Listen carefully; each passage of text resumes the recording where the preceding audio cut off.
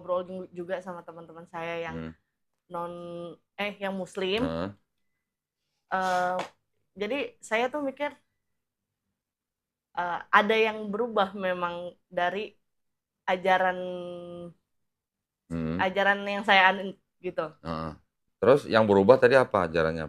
Eh, Setelah saya ngobrol-ngobrol, Hmm. kenapa di Kristen itu Tuhannya itu Yesus? Terus? Padahal kan saya sih juga mikir, padahal kan di Perjanjian Lama pun ditulis di situ ada Allah, kata Allah. Hmm. Terus pas di Perjanjian Baru Tuhannya itu jadi Yesus Hmm. gitu. Hmm. Tapi yang sampai saya saya mikir sekarang tuh, sampai saya setiap ngobrol sama teman saya yang muslim, saya nggak pernah bilang, saya awalnya bilang oke, Tuhan Yesus, cuman Heeh. setelah itu oh iya, di kami pun juga istilahnya Yesus itu kan nama lainnya Isa, Hmm. sedangkan di muslim itu kan Isa itu kan nabi. Iya, betul. Nah, kenapa di Kristen itu jadi Tuhan gitu? Hmm. Terus Ya. memang ada beberapa mungkin yang masih kayak agak ganjal di saya, Hmm. di kayak masalah pernikahan. Hmm. Di Kristen kan dibilangnya tidak bisa diceraikan gitu. Ya. Sorry, itu mic bisa di atas nggak? Oke. Taruh di atas. Apa yang sudah dipersatukan Disatukan oleh Tuhan Tuhan tidak tidak bisa boleh dipisahkan dipisahkan. Nah manusia. iya, cuman kan balik lagi ya, bukannya kita mau melanggar janji Tuhan atau gimana gitu, Ya, cuman kan kalau misalnya masa iya Tuhan setega itu sama kita, kalau misalnya di betul. satu sisi kita kita yang kita yang berjuang sendiri gitu. Hmm. Hmm. Ibaratnya kan kalau sebuah rumah tangga itu kan nggak bisa, ibarat kita naik kapal nggak bisa ngedayung satu dayung doang gitu, Iya, iya, harus dua-duanya gitu. iya. Oke, terus sudah mendengar bahwa Yesus dan Isa itu sama. Iya, Cuman kalau di Kristen Yesus jadi Tuhan, Isa masih di Islam hanya nabi. iya begitu. Kalau di Bible, kalau di Bible nih, Iya, Yesus ngaku nabi nggak? enggak sih. Ngaku. eh oh, di Bible ya. Di Bible, di Bible Yesus sendiri ngaku nabi, orang lain juga nyebut dia nabi. Oh, Kenapa jadi Tuhan? Gereja yang nuhani. oh, itu dari gereja. Ya, ya awalnya sih mungkin dari ajaran yang disebut dengan surat-surat Paulus. Heeh. Cuman menurut saya Paulus sendiri juga tidak menganggap Yesus sama dengan Bapa. Nah iya itu, betul. Ada beberapa ayat perkataan yang disebut atau dianggap perkataan Paulus, sebenarnya maksudnya Paulus itu bukan Yesus sebagai Allah gitu. Mm-mm. Tetapi oleh penerjemah, penyalin itu agak sedikit dirubah. Oke. Jadi seolah-olah Yesus itu ya Allah. Nah iya, agak kalau Rancu lah, baca Alkitab versi Indonesia mungkin agak rancu lah di rancu. situ. Banyak, itu ada banyak. Ada di Roma 9 ayat 5, ada di 2 Petrus 1:1, Apa ya sih kok? Sayanya. ada di Yohanes 1:1, Yohanes 1:14. Itu ayat-ayat itu ayat-ayat yang ambigu gitu loh. Ambigu itu artinya bisa bermakna ganda. Oke. Yang bermakna ganda ini makanya di Kristen bisa timbul Trinitarian, bisa timbul Unitarian, bisa timbul Oneness. Ini pahamnya beda-beda loh. Kalau gereja Protestan, Iya, Pantekosta percaya Trinitas kan. iya Trinitas. Ada gereja yang tidak percaya Yesus itu Tuhan. Nah, Ada. iya. Contohnya kayak Saksi Yehova. Oh iya, saksi Yehova. Ada lagi nanti gereja yang mengaku Yesus itu Bapa, Bapa itu Yesus. Semuanya berdasarkan satu kitab yang sama. Alkitab itu. Heeh. Karena ayat-ayatnya ambigu, Mm-mm. terus kemudian ada yang dirubah-rubah, jadi orang menafsirkan secara berbeda-beda. Makanya bisa ada timbul aliran utama. Belum lagi nanti ada Mormon. Pernah dengar Mormon? Enggak sih. Nah, Mormon itu apa? pendirinya Oh, itu namanya Joseph Smith, mengaku sebagai nabi, mengaku didatangi malaikat, macam-macam gitulah. Mereka tidak tidak apa namanya tidak menerima Trinitas, boleh poligami dan segala macam kayak gitu-gitu. Ah itu sama Kristen utama ditolak, itu bukan Kristen. Dan sebelum-sebelumnya sudah banyak aliran-aliran yang ditolak oleh gereja-gereja yang berkuasa pada saat itu. oke. Gitu. Selama ini sama gereja pasti kan disebutnya Yesus itu Tuhan kan. Iya. Nah, Tuhan sama Allah bedanya apa? Kalau Allah nggak pernah turun ke bumi kayaknya. Kalau Tuhan? Ya itu, Siapa? Yesus. Tuhan Yesus Heeh. Maha Pencipta bukan? Bukan. Bukan. Nah, bedanya Tuhan dan Allah itu sebenarnya kalau orang Kristen yang ya yang istilahnya yang nggak belajar teologi, Iya, mereka kan bilang sama. iya, Coba buka Kamus Besar Bahasa Indonesia. iya. Tuhan itu apa? Allah itu Allah itu apa? apa? Gitu. Beda. Beda. Tuhan kan bahasa Indonesia yang artinya sebagai sesembahan, sesuatu yang disembah, ya, merujuk kepada yang Maha Pencipta. Iya. Allah di dalam Kamus Besar Bahasa Indonesia itu adalah Oh, namanya Tuhan. Nah, jadi Tuhan punya nama. namanya itu Allah. Tuhan yang Maha Esa itu punya nama, namanya Allah. Allah itu dalam bahasa Arab. Gitu. Allah itu. Allah. Kita menyebutnya Allah karena ada tanda baca tertentu Iya. yang menyebabkan penyebutan atau pelafasan kita tuh harus menyesuaikan dengan kaidah bahasa Arab. Gitu. Kalau orang Kristen kan bilangnya Allah, gitu kan. Iya. Bedanya Iya, begitu. iya. Kalau pendeta mungkin bilangnya gini, Allah itu adalah Tuhan yang Maha Esa yang di surga. Tuhan itu Allah yang berkarya di bumi. Gitu. Jadi Tuhan itu disebutnya Allah yang berkarya di bumi. Berkaryanya sebagai manusia. Gitu. Karena manusia, maka dia punya keterbatasan. Tapi kalau kita mikir secara awam aja, yang disebut dengan Tuhan, pasti kan dia Maha Pencipta, Heeh. Maha Mengetahui, Hmm. Maha semualah, Iya, Maha baik, Maha benar, Maha iya pengampun, betul. betul kan? Betul. Kira-kira menurut Keisha, Tuhan yang Maha Esa itu Maha Pengampun nggak? Iya, Ya, iya. kalau Maha Pengampun, ngapain dia harus repot-repot turun ke bumi jadi manusia gitu? Iya. Harus istilahnya kalau boleh dikatakan kan bunuh diri, Iya betul. karena dia datang untuk mati gitu Mm-mm. kan, untuk bunuh diri, untuk menebus dosa manusia. Oke. Nah itu kira-kira Maha Pengampun nggak kalau gitu? Enggak Enggak, sih. enggak kan? Heeh. Simpel kan sebenarnya Heeh. kan? Kalau dia Maha Pengampun, ya sudah, lu dikasih tahu manusia suruh bertobat, bertobat. Iya, Sudah bertobat diampuni nggak? Ya iya, ya ampun diampuni. nih. Kalau kita baca ke Perjanjian Lama, Mm-mm. ada pernah dengar Nabi Yunus, Iya, ya yang kan? Yang diutus ke dut, Niniwe, terus dia kabur kemana? iya, Terus dimakan ikan, ikan yang ah, besar itu. 3 hari, Iya, selamat, baru dia bertobat balik ke Niniwe kan? iya, Ngapain ke Niniwe? Nyuruh bangsa Niniwe apa? Bertobat kan? iya, Diampunin nggak? ya ampun nih. Harus ada yang mati nggak di kayu salib? Enggak. Enggak. Nah itu makanya. Nah iya kadang tuh antara perjanjian lama sama perjanjian baru tuh banyak Berbeda. bertentangannya. Iya. Tahu nggak kenapa berbeda? Karena perjanjian baru ditulisnya sama si Paulus ini. Ya, banyak surat-surat Iya. Paulus, Perjanjian Baru. Setelah itu ada 4 gospel. Heeh. Matius, Markus, Lukas, Yohanes. Iya, Yang nulis siapa nggak tahu. iya. Cuma dikasih nama sama bapak-bapak gereja, oh ini yang nulis Matius, ini Markus, ini Lukas, ini Yohanes. Tapi di dalam 4 surat ini tidak ada pengakuan seperti surat-surat Paulus. Surat-surat Paulus kan ngomongnya selalu saya Paulus, Rasul Yesus. Iya. Kalau yang 4 gospel kan nggak ada saya Matius, Rasul Yesus, Iya, nggak nggak ada. ada, betul. Markus nggak ada, Lukas nggak ada, Yohanes Betul. nggak ada. Cuman tradisi aja. Ini diberi nama oleh bapak-bapak gereja di abad kedua. Karena nggak ada yang ngaku siapa yang nulis, bapak-bapak gereja bilang, oh ini yang nulis Matius. Matius, ini yang nulis Markus. Tradisi gitulah. Iya. Matius dianggap murid Yesus yang pemungut cukai. Iya. Markus dianggap muridnya Petrus. Oh iya. Lukas dianggap dokternya Paulus. Yohanes dianggap muridnya Yesus yang anak Iya, Zebedeus. Zebedeus. Tapi tidak ada pengakuan dari 4 penulis ini bahwa dia bernama Matius, Markus, Lukas, Yohanes.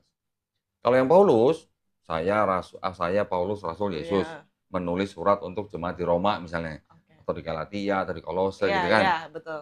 Tapi ternyata dari 13 surat Paulus yang benar-benar dianggap surat dari Paulus cuma 7. Yang 6 bukan Paulus yang nulis. Oh. Menurut siapa? Menurut ahli-ahli Perjanjian Baru. Oh, menurut kalian. Ahli-ahli Perjanjian Baru kan mereka memeriksa manuskrip, memeriksa gaya bahasa, Mhm. memeriksa perbendaharaan kata, memeriksa tradisi, memeriksa sejarah, memeriksa budaya. Itu semua digabungin untuk menilai benar nggak nih tulisan Paulus. Juga ada yang memeriksa yang 4 gospel tadi. Contohnya di buku ini nih. Menurut buku ini, yang dianggap perkataan Yesus di sini cuma 18%. Sisanya adalah ciptaan penulis. Ciptaan penulis, Gitu. betul. Nah, mereka terpengaruh oleh surat-surat Paulus. Surat-surat Paulus. Karena sebenarnya yang ditulis surat Paulus dulu sebelum 4 gospel. Nah, kalau 4 gospel ditulis setelah ada surat Paulus, berarti 4 gospel ini terpengaruh oleh tulisan Paulus atau Paulus yang terpengaruh sama 4 gospel? 4 gospel itu terpengaruh. Terpengaruh sama Oh Paulus. iya. Karena apa? Karena Paulus nggak pernah sebut-sebut Matius, Markus, Lukas, Yohanes, nggak pernah. Iya. Nggak pernah sebut-sebut cerita yang ada di dalam 4 gospel. Contoh, di Matius ada diceritakan waktu Yesus disalib, tabir bait suci terbelah dua, ya kan? Mhm. Terus ketika Yesus bangkit, mayat-mayat orang kudus bangkit dari kubur masuk dalam kota. Pernah baca kan? Iya. Paulus nggak pernah cerita nih, ada kejadian begini. Markus nggak cerita, Lukas nggak cerita, Yohanes nggak cerita. Dari mana ceritanya? Heboh nggak kira-kira? Iya, heboh. Coba kalau di Matraman ada mayat bangkit dari kuburan satu Kabur. aja, pasti Kabur. heboh kan? Iya. Nah, cerita itu dianggap cerita yang aneh oleh ahli-ahli perjanjian baru. Bahkan ahli-ahli perjanjian baru ini orang Kristen sendiri loh. Mhm. Mereka mengatakan bahwa itu adalah catatan yang laporan yang aneh. Yang ngomong Mike Licona kalau nggak salah. Itu dia ahli perjanjian baru. Nanti ada lagi yang bilang, yang profesor bilang, cuman orang Kristen konservatif yang percaya ada cerita ini. Gitu. Ternyata cerita ini kalau kita cek nih di catatan sejarah atau buku-buku, ternyata mirip dengan cerita pagan yang di Yunani kuno. Ada festival namanya Festival Antesteria. Memperingati orang udah mati, bangkit dari kubur, masuk dalam kota. Nah, berarti sebenarnya di dalam kekristenan, khususnya perjanjian baru ya, Iya. kita nggak bicara perjanjian lama nih. Perjanjian baru itu sebenarnya tulisan-tulisannya terpengaruh oleh ajaran-ajaran Helenisme. Helenisme itu kepercayaan Yunani kuno. Oh. Pernah dengar Dewa Zeus Iya. punya anak dari manusia? Iya, iya. Anaknya namanya siapa? Siapa sih? Hercules. Iya, iya, waktu itu ada Pernah dengar Hercules dong? filmnya. Nanti punya anak lagi dari perempuan manusia namanya Perseus. Oh iya, Perseus. Punya anak lagi dari Dewi siapa? Punya anak Dewi Helen gitu. Makanya sistem kepercayaan itu disebut dengan sistem Helenisme. Yang ngomong gini siapa? Bible sendiri nih. Oh itu Bible. Ini Bible bahasa Inggris yang di Amerika. Ini pernah dengar dong? Apa namanya? Pada mulanya adalah firman. Dan firman itu bersama-sama Allah. Iya, iya, iya. Dan firman itu adalah Allah. Iya. Ya. Ada catatan kakinya tuh di bawah. Oh iya, Hellenistic philosophy. Ya. In the beginning was the Word, and the Word was with God, and the Word was God. Ini dari Hellenistic philosophy. Nah, lu. Selama ini buka Bible paling yang ini kan, TB kan? Iya. Di sini nggak ada catatan apa-apa di bawahnya. Kalau Iya. itu ada catatannya. Di sininya. Nah. Belum lagi nanti ada ayat-ayat yang di dalam Bible, itu ayat-ayat yang tidak otentik. Tidak otentik itu maksudnya tidak asli gitu. Ah, iya. Pernah dengar? Lebih kayak kalau misalnya emang yang jadi pertanyaan saya, kalau emang Yesus Tuhan, tapi kenapa disebutnya anak Allah gitu?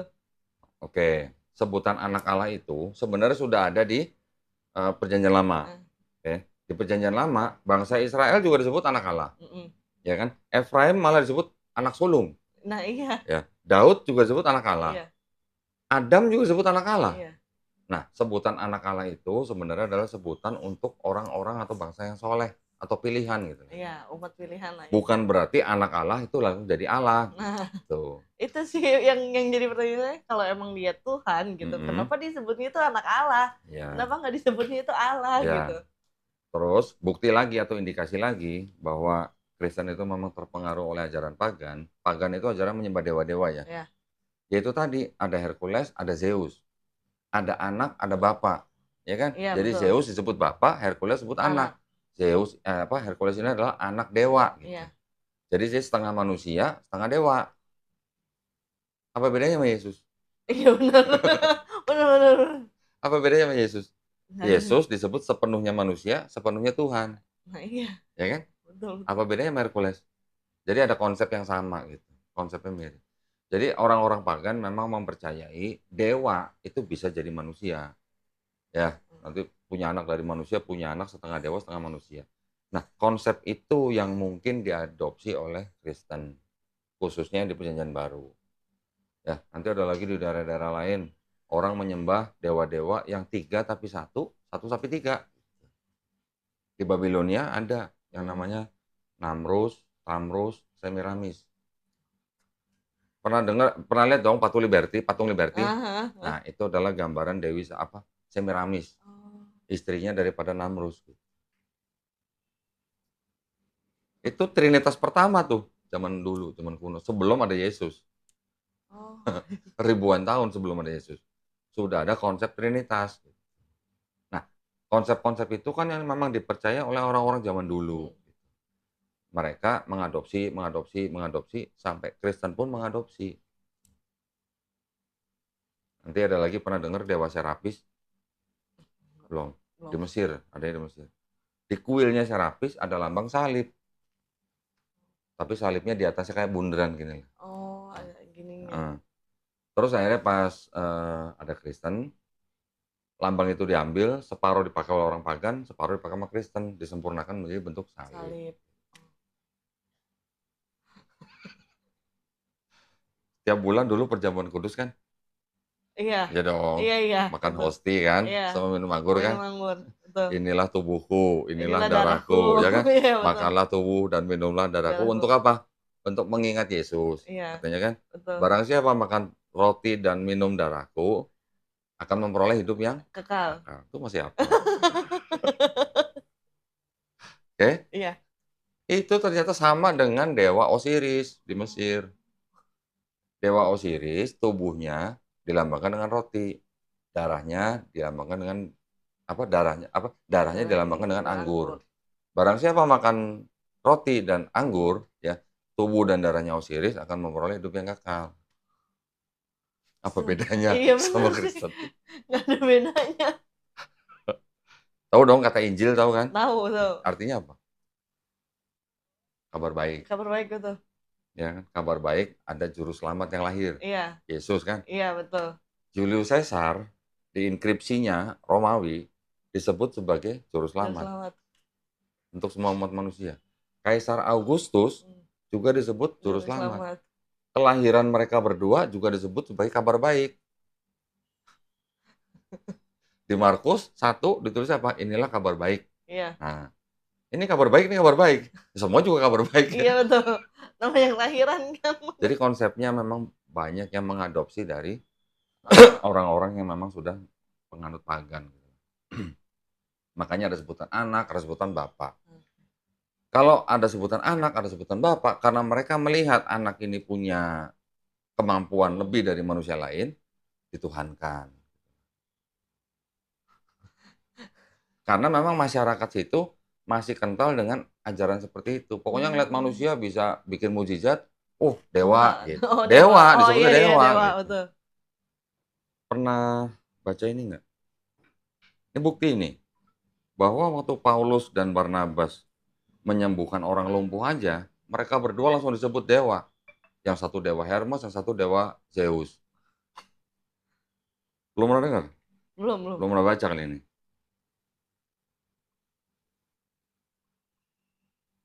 Ini tandanya.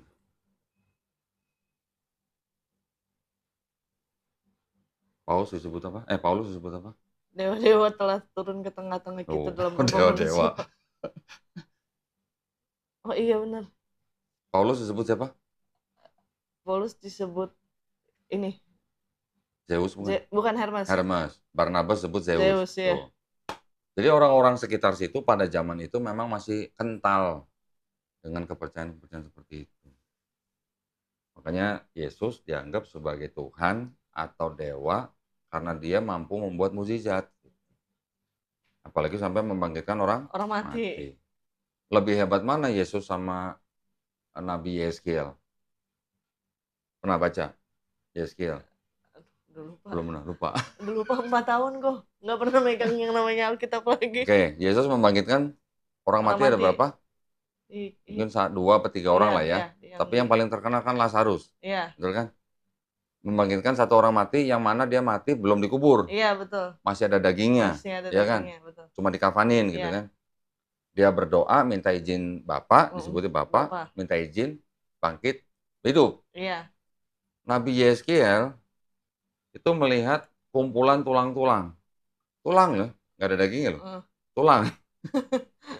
Tulang ini dengan mujizat dia bisa tumbuh daging lagi, bisa hidup lagi, dan nggak cuma satu, banyak gitu. Hebat mana Yeskiel sama Yesus? Kenapa bukan Yeskiel yang jadi Tuhan? Kalau cuma standarnya menuhankan orang hanya karena mujizat. Gitu. Kan mujizat banyak. Nabi-nabi di perjanjian lama kan banyak melakukan mujizat. Iya, betul. Nabi Musa apa kurang hebat? Iya. Bisa membelah laut. Membelah laut. Tapi semua mujizat nabi-nabi itu kan atas izin Tuhan. Tuhan, betul. Bukan kekuatan nabi itu. Jadi seolah-olah gini, ketika Tuhan mengutus nabinya ya kepada bangsa tertentu, dia pasti mengimbangi apa yang menjadi kelebihan bangsa itu. Contoh bangsa Mesir, pada waktu bangsa Israel menjadi budak di Mesir, pada zaman itu orang-orang Mesir jago apa? Jago sihir. Musa diutus, dibekali apa? Tongkat. Ayo sihir lu apa? Orang-orang tukang sihir Mesir, Firaun, bisa menyihir jadi ular. Tongkatnya Musa dilempar jadi ular, ularnya tukang sihir Firaun dimakan sama ularnya Nabi Musa kan?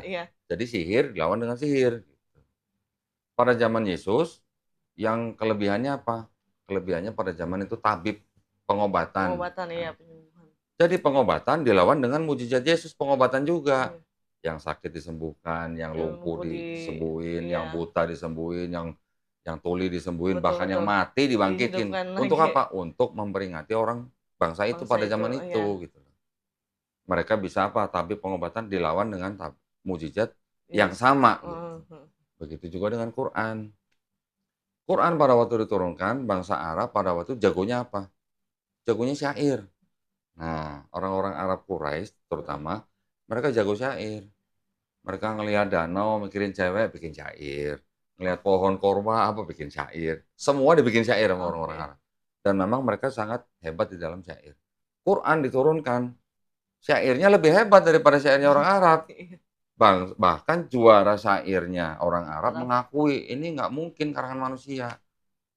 Sampai begitu. Jadi Tuhan atau Allah Subhanahu wa taala tuh setiap kali mengutus nabi selalu mengimbangi atau bahkan melebihi apa yang suatu bangsa itu punya. Gitu. Orang-orang pada zaman Yesus juga percaya seorang wanita bisa lahir tanpa ayah. Ya kan? Sebelum-sebelumnya kan percayaan itu sudah ada. Ya kan? Makanya Yesus dilahirkan juga tanpa ayah. Nabi atau Isa Al-Masih gitu kan. Diciptakan oleh Allah Subhanahu wa taala hanya dengan apa? Hanya dengan kun fayakun. Jadi maka terjadilah gitu.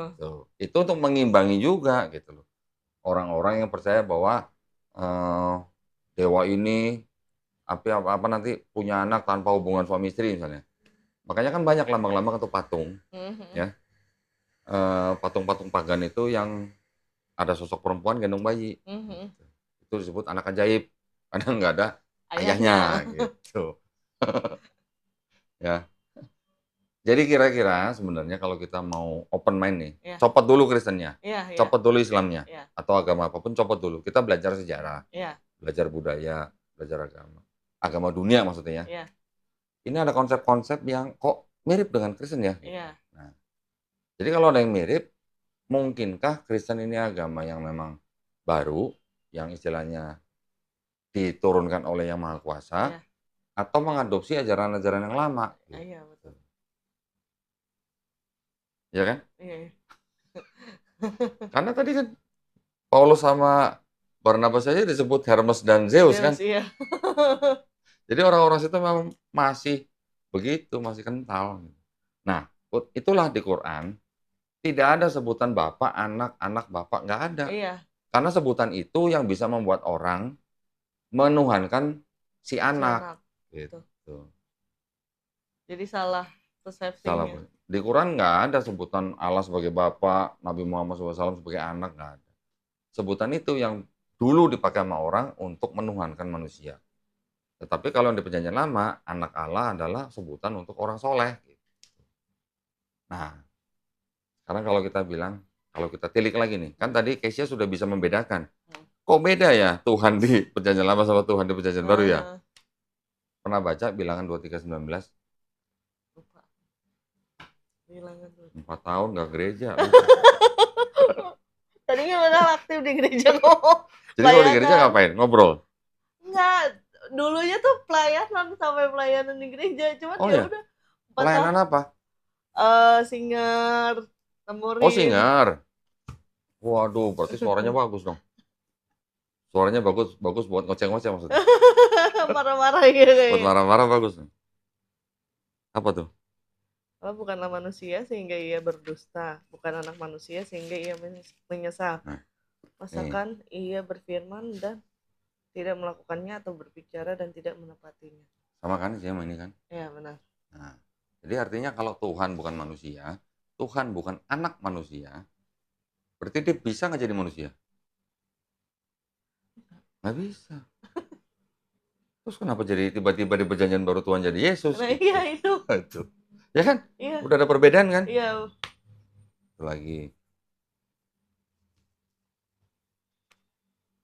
Maliaki, ingat Maliaki? Meliaki perjanjian. Lama. Mm-mm. Dulu kan awal bulan pasti dibacain Maliaki 3:10 sama pendeta. Masa nggak ingat? Bawalah seluruh persembahan persepuluhanmu. Oh iya Ah, tiga oh iya. PDI. Baru inget ya. Baru inget ya. Ayat 6 tuh. Bahwasanya aku Tuhan tidak berubah dan kamu Bani Yakub tidak akan lenyap. Bahwasanya Tuhan itu tidak akan Berubah. berubah. Jadi kalau dia bukan manusia, dia bukan anak manusia, tidak akan berubah. Berarti bisa nggak jadi manusia? Nggak Enggak. bisa. Yesusnya disebut Tuhan dari mana gitu? Nah Kalau di sini iya. bilang Tuhan bukan anak manusia, Tuhan apa bukan manusia, Iya tidak betul. berubah. Kok bisa jadi Yesus? Nah iya begitu masuk perjanjian baru makanya Beda. beda. Makanya. Kalau Tuhan bukan manusia, Tuhan bukan anak manusia, Mas Fikri, sama nggak sama lam yalid walam yulad? Surat Al-Ikhlas, ayat ketiga. Sama. Ya, di Quran ada ayat surat Iya. Al-Ikhlas. Qul huwallahu ahad. Allahu somad. Allah, oh, kok tahu? Lam yalid wa lam yulad wa lam yakul lahu kufuwan ahad. Keren, udah tahu. Kok tahu? Udah baca? Jadi sebelumnya itu agak melenceng dikit ya kok. Pas mama papa pisah, mama tuh Heeh, sempat merit sama yang Muslim, muslim, oke. masuk muslim, Siapa? Mama? mama. Oh, terus? Nah, cuman kan nikahnya dinikahin siri. Oke. Terus? Jadi begitu pisah, Heeh. mama tuh ya balik lagi ke Kristen. Oh, jadi Mama udah nikah udah 2 kali berarti? Iya, Oke. Berarti waktu itu tahu Al-Ikhlas dari Mama? Itu enggak dari ngaji. mana? Oh, ngaji? Ngaji. Waduh, Kebetulan pas ngaji itu sampai tamat ikro, udah masuk ke Al-Qur'an waktu itu. serius? Berarti udah Iqronya udah lulus? Udah Udah bisa baca Quran? udah waktu itu kelas 2 SD. Lah terus kenapa ke gereja lagi? Ya itu karena Karena mama. Mama? Heeh. Oh, umur berapa tuh? Kelas 2 SD. Oh, alah. Lama banget ya berarti. Wih, Nah sekarang, makanya kayak kalau misalnya ajaran-ajaran waktu pas ngaji masih ada yang nempel oh, oke. dikit. Nah, arti lam yalid walam yulad apa? Kan tidak beranak, tidak Tidak. diperanakan. Iya, Sama juga dengan Tuhan bukan manusia, Tuhan bukan anak manusia. Mirip kan? Sama mirip perjanjian lama. Nah, kenapa tiba-tiba bisa jadi Yesus gitu loh maksudnya. itu. Sedangkan Yesus sendiri di Bible ngaku sebagai nabi. Iya. Dan nih, sekarang kalau nabi itu sama nggak sih sama utusan? Utusan itu nabi bukan? Nabi itu utusan. Utusan Allah Iya, itu nabi bukan? iya. Nah, ini ada ayat 3 nih. Inilah hidup yang kekal yaitu kekal itu yaitu bahwa mereka mengenal engkau satu-satunya Allah yang benar dan mengenal Yesus Kristus yang telah engkau utus. Utus. Iya, Utusan kan berarti kan? iya, Berarti Yesus utusan kan? iya. Nabi bukan? Nabi. Nabi. Yesus bilang apa nih? Yohanes 13, 16. 16, ayat 16. Aku berkata kepadamu sesungguhnya seorang hamba tidaklah lebih tinggi daripada tuannya, ataupun seorang utusan daripada dia yang mengutusnya. Utusan tidak lebih tinggi dari yang mengutus. Mengutus. Nah, berarti Yesus lebih tinggi dari Bapa nggak? Enggak dong. Enggak dong. Nah, ada lagi nih yang Yesus bilang seorang nabi tidak dihormati di tempatnya sendiri. Itu Yesus bilang seorang nabi, berarti kan sama juga dengan dia. Iya. Bentar ya, bentar.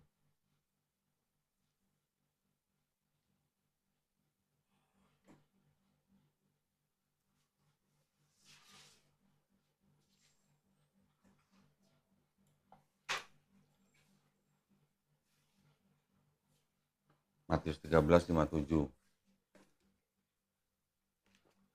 13:57.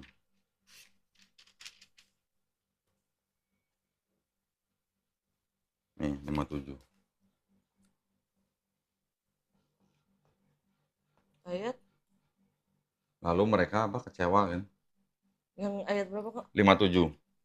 Hmm. 13:57. Lalu mereka kecewa dan menolak dia, maka Yesus berkata kepada mereka, seorang nabi dihormati di mana-mana, kecuali di tempat asalnya sendiri dan di rumahnya. Maksudnya itu siapa? Ya dia, Ngomongin siapa tuh? dirinya Ya sendiri. ngomongin Yesus. Berarti kan Yesus ngaku sebagai nabi kan? Iya. Ada lagi. Orang lain nyebutnya nabi.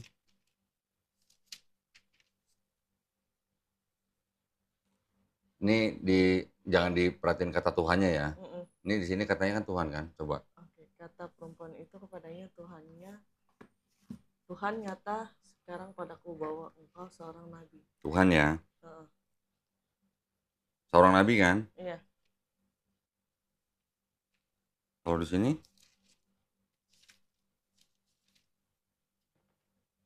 bandingin. Ini di sini Yesus sebut apa? Tuhan. Iya. Di sini Yesus sebut apa? Ya Tuhan, tentunya engkau. Oh ya Tuhan. Nah, beda. Oh Tuhan, ya Tuhan, tentunya engkau adalah seorang nabi. Harusnya Tuhan ya. Iya dong. Dia kan perempuan itu ngomong ke Yesus Tuhan berarti. Sekarang perempuan itu tahu dari mana kalau Yesus itu Tuhan gitu. Iya betul. Tahu dari mana gitu. Ya kan? Masa nyebut Tuhan, belum kenal tahu udah nyebut Tuhan. Ada perbedaan kan? Iya. Oke lah, nanti kalau Kristen bilang maksudnya Tuhan di sini adalah ya sesembahan gitu kan. Ya, tapi tahu dari mana tuh perempuan itu kalau Yesus itu Tuhan. Makanya dikoreksi. Ini terbitan 1974. Ini terbitan 2023. Oh yang terbaru ini. TB2 nih. Bandingin. Padanya Tuhan nyata sekarang padaku bahwa engkau seorang nabi. Ini apa? Ya Tuhan. Ini? Tuhan. Bisa diganti ya? Baru tahu ya? Baru tahu ya? Kalau bisa diganti-ganti begini, ini kitab suci bukan? Bukan dong. Lu yang ngomong ya, bukan? Iya dong, kan harusnya kalau kitab suci ya nggak bisa diganti. Nah itu. Kenapa? Ini terjemahan, oke, ini terjemahan. Tapi gimana ya? Penggantian ini kan berarti ada maksud tertentu. Iya, betul. Ya dong? Betul, betul. Harusnya ada teks aslinya. Nah, ini ada teks aslinya nih di sini nih. Iya, teks ini bahasa Yunani nih. Di sini teks aslinya artinya itu memang harusnya Tuhan. Kalau lagi ngomong sama manusia, ya kita harus menempatkan pada konteks yang benar. Sebagai manusia ya kita sebut Tuhan. Gitu. Pernah dengar kata Gusti lah ya? Nah, Gusti itu kan bisa kepada manusia, bisa kepada Tuhan. Tuhan, betul. Kalau kita ngomong ditujukan kepada manusia, apa kita mau sebut Tuhan? Enggak. Gusti Pangeran, atau Gusti Nabi gitulah. Iya. Untuk orang yang kita hormati kita sebut dengan Gusti. Tapi kalau kita ngomong kepada Tuhan, boleh Gusti Allah boleh. Itu kan harus tepat gitu loh konteksnya. Iya, mau ke manusia atau mau ke Tuhan gitu. Nah itulah kata kurios itu. Nggak usah teks aslinya yang dirubah lah. Tapi penerjemahannya berubah aja, berarti kan ada maksud tertentu. Iya. Gitu. Dan menerjemahkannya jujur nggak gitu. Betul. Tapi karena punya doktrin, sudah punya doktrin nih, Yesus Tuhan. Makanya menerjemahkannya dengan doktrin gitu. Menerjemahkannya dengan tafsir. Tuh.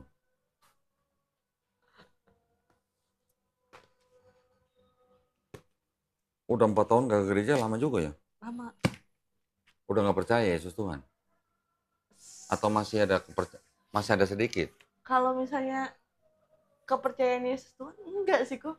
Dari emang pas, jadi sebelum itu tuh sempet pas SMP itu nggak Heeh, gereja lagi. heeh, Kayak kayak marah kan sama Tuhan, heeh. kayak kok Tuhan ngasih kayak gini sih, nyokap bokap pisah gitu, Oke, kenapa nggak bisa satu gitu. ya. Udahlah, ngambek lah itu. Hmm, Terus eh pas itu ada kali sekitar 2 tahun atau 3 tahun nggak gereja. ke gereja. begitu Oke. gereja Begitu gereja lagi, Hmm, yang apa, setiap dengar khotbah hmm, sama pendeta ngomong Yesus, Tuhan Yesus gitu, hmm. kayak kayak kayak aneh gitu. Menolak. Heeh. It- itu dari umur berapa tuh? Mungkin pas umur 15 apa, 15. iya 13 apa sekitar segitu lah, 14 15 tahun. Iya.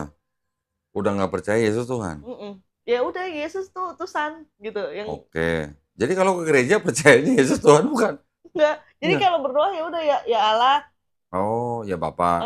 ya Allah ya Bapa, baru yang nyebut Yesus tuh ya Yesus gitu, nggak ada nama, nggak pakai Tuhan, embel-embel Tuhannya atau apa gitu.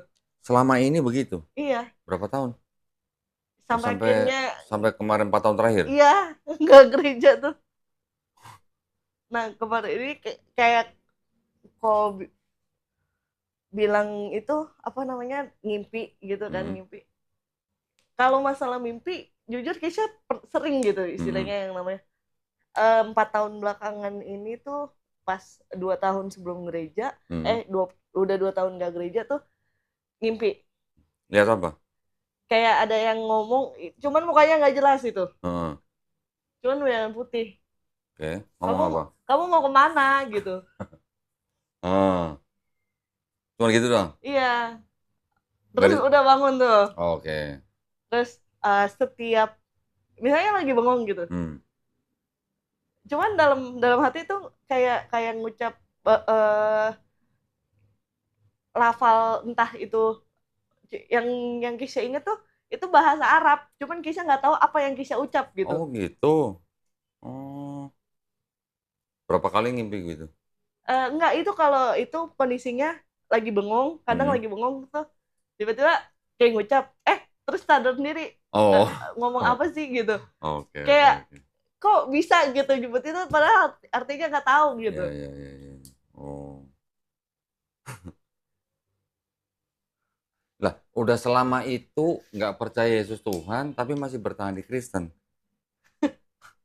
Ya, Iya. ada yang begitu ya? Ada nih Kesha nih. Ya mungkin itu makanya ya udah, pas 4 tahunnya itu, Mana sih kok bisa ngaku Kristen? makanya Ini kitab suci apa? Katolik, Ini apa? tidak untuk diperdagangkan. Nah, pasti Kesha nggak pernah lihat. Nggak Ya kan? Ini ada dengan pengantar dan catatan lengkap. lengkap deh. Tahun 2009 kan? Iya, Apa nih? dipersembahkan kepada umat Katolik Indonesia oleh Oleh? Direktorat Jenderal Bimbingan Masyarakat Katolik, Hmm. Departemen Agama Republik Indonesia. Nah, pernah dengar dong ajaran Trinitas? Tahu dong. Tahu? Ada Bapa, Putra, dan Iya, Roh Kudus kan? kebetulan SMP di Strada. Oh, oke. Berarti tahu kan? Ayatnya inget nggak nih? Ayat 7 nih. 7. Coba dibaca. Sebab ada di Sebab apa? sebab ada 3 yang memberi kesaksian di dalam sorga, Bapa, Firman, dan Roh Kudus, dan ketiganya adalah satu. Hmm. Nah, iya benar. Terus sampai dikata di bumi Benar. dan Oh ini lanjut. dan ada 3 yang Memberi kesaksian di bumi. nah udah ini ada catatan nih ayat 7 sampai Oh nih, 8 di dalam surga sampai di bumi kan. iya Coba betul. baca tuh Bagian bagian. ayat ini tidak terdapat dalam naskah-naskah Yunani yang paling tua dan tidak pula dalam terjemahan-terjemahan kuno. Bahkan tidak dalam naskah-naskah yang paling baik dari Hmm. Vulgata. Hmm. Bagian ini kiranya aslinya sebuah catatan di pinggir halaman salah satu naskah terjemahan Latin yang kemudian disisipkan ke dalam naskah-naskah oleh penyalin dan akhirnya bahkan disisipkan ke dalam beberapa naskah Yunani. Karenanya bagian ini tidak Karena bagian ini pasti tidak asli. Halo, tidak asli apa? Masuk dong. Nah, lo yang ngomong ya, bukan gue. Dan ini baru satu ya, Mm-mm. dari sekian banyak. Banyak ayat yang seperti ini gitu. Disisipkan, ditambahkan, bahkan ada yang dipinjamkan. Oke. Dipinjamkan loh, Iya, iya. pinjam nggak balik-balikin. Ya, kasih contoh lagi, contoh lagi. Banyak yang begini.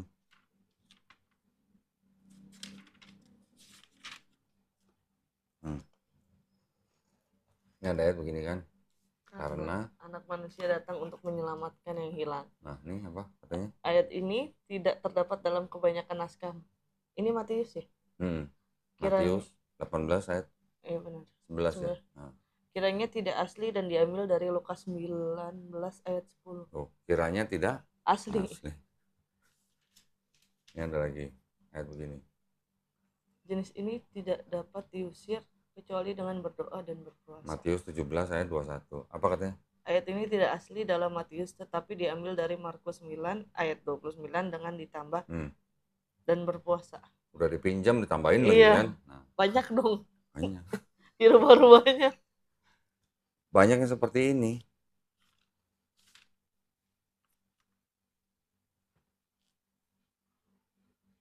Nanti ada lagi begini nih. Bentar ya. Pernah dengar dong orang Kristen yang benar-benar taat gitu. Kalau dia dipatok ular nggak mati, kalau dia minum racun nggak mati. Pernah dengar kan? Berani minum racun? Enggak. Kenapa? Ada ayatnya kok. Matilah. Ada ayatnya, lu bakal selamat kalau minum racun. Kan udah nggak taat. Oh berarti kata. Nah sekarang pendeta berani nggak? Iya. Nah gitu ya. Ini sebentar nih. Ayat 18 nih. 18 nih. Apa katanya? Mereka akan memegang ular dan sekalipun mereka minum racun maut, mereka tidak akan mendapat celaka. Kalau dipatok ular berarti kan minum racun kan nggak mati kan? Berarti iya, kan? Betul. Mereka akan meletakkan tangannya atas orang sakit dan orang itu akan sembuh. Nah, berarti kalau mereka beriman kepada kitab ini, harusnya mereka berani dong minum racun. Iya. Mau sengaja atau tidak sengaja harusnya berani dong. Betul. Ada nanti yang bilang, oh itu kan kalau minum racun nggak disengaja atau mau dicelakain orang baru dia nggak mati. Nah ayat ini buat apa gitu loh. Kalau dia percaya dengan ayat ini, mau disengaja mau nggak disengaja, harusnya berani dong. Betul, nggak usah takut. Ada nggak yang berani? Nggak ada. Kalau saya bilang sama pendeta, Pak Pendeta, jangan sekali-sekali minum racun atau berani pegang ular, dipatok ular, hanya karena ayat ini. Jangan, saya bilang, jangan mau. Saya bilang gitu. Bukan karena saya bilang Pak Pendeta tidak beriman kepada Yesus, tapi karena ayat ini semuanya palsu. Nah, bagaimana tahunya kita ini ayat yang tidak asli? Dari ayat ke-9 sampai 20, ini kalau kita cek di manuskrip yang kuno, sekarang kita bisa buka di internet. Kodeks-kodeks yang dari abad ke-4 itu bisa dibuka. Ayat-ayat ini nggak ada gitu. Oh, ditambahin ya. Tambahan.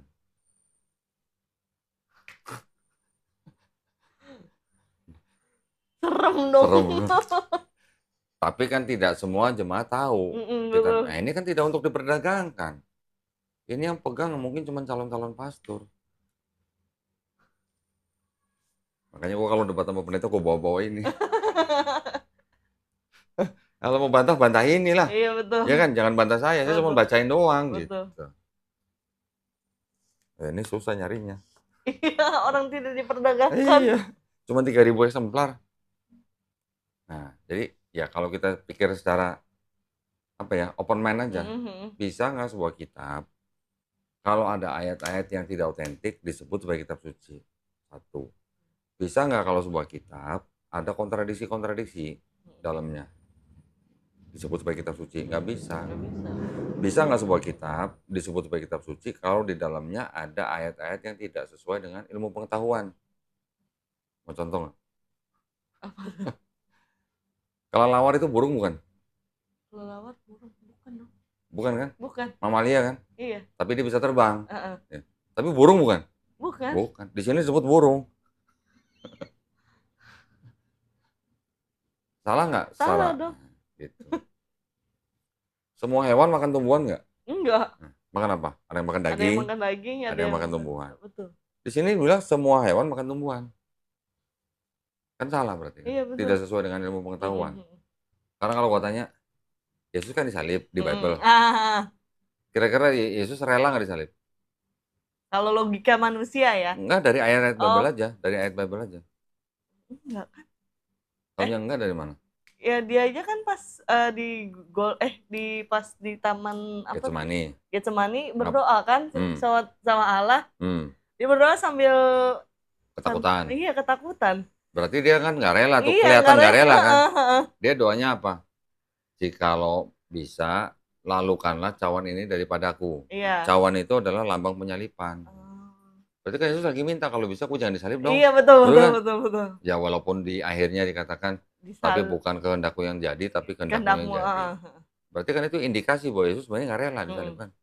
Sebelum ngumpet di Taman Getsemani, Yesus nyuruh murid-muridnya jual jubah. Beli apa?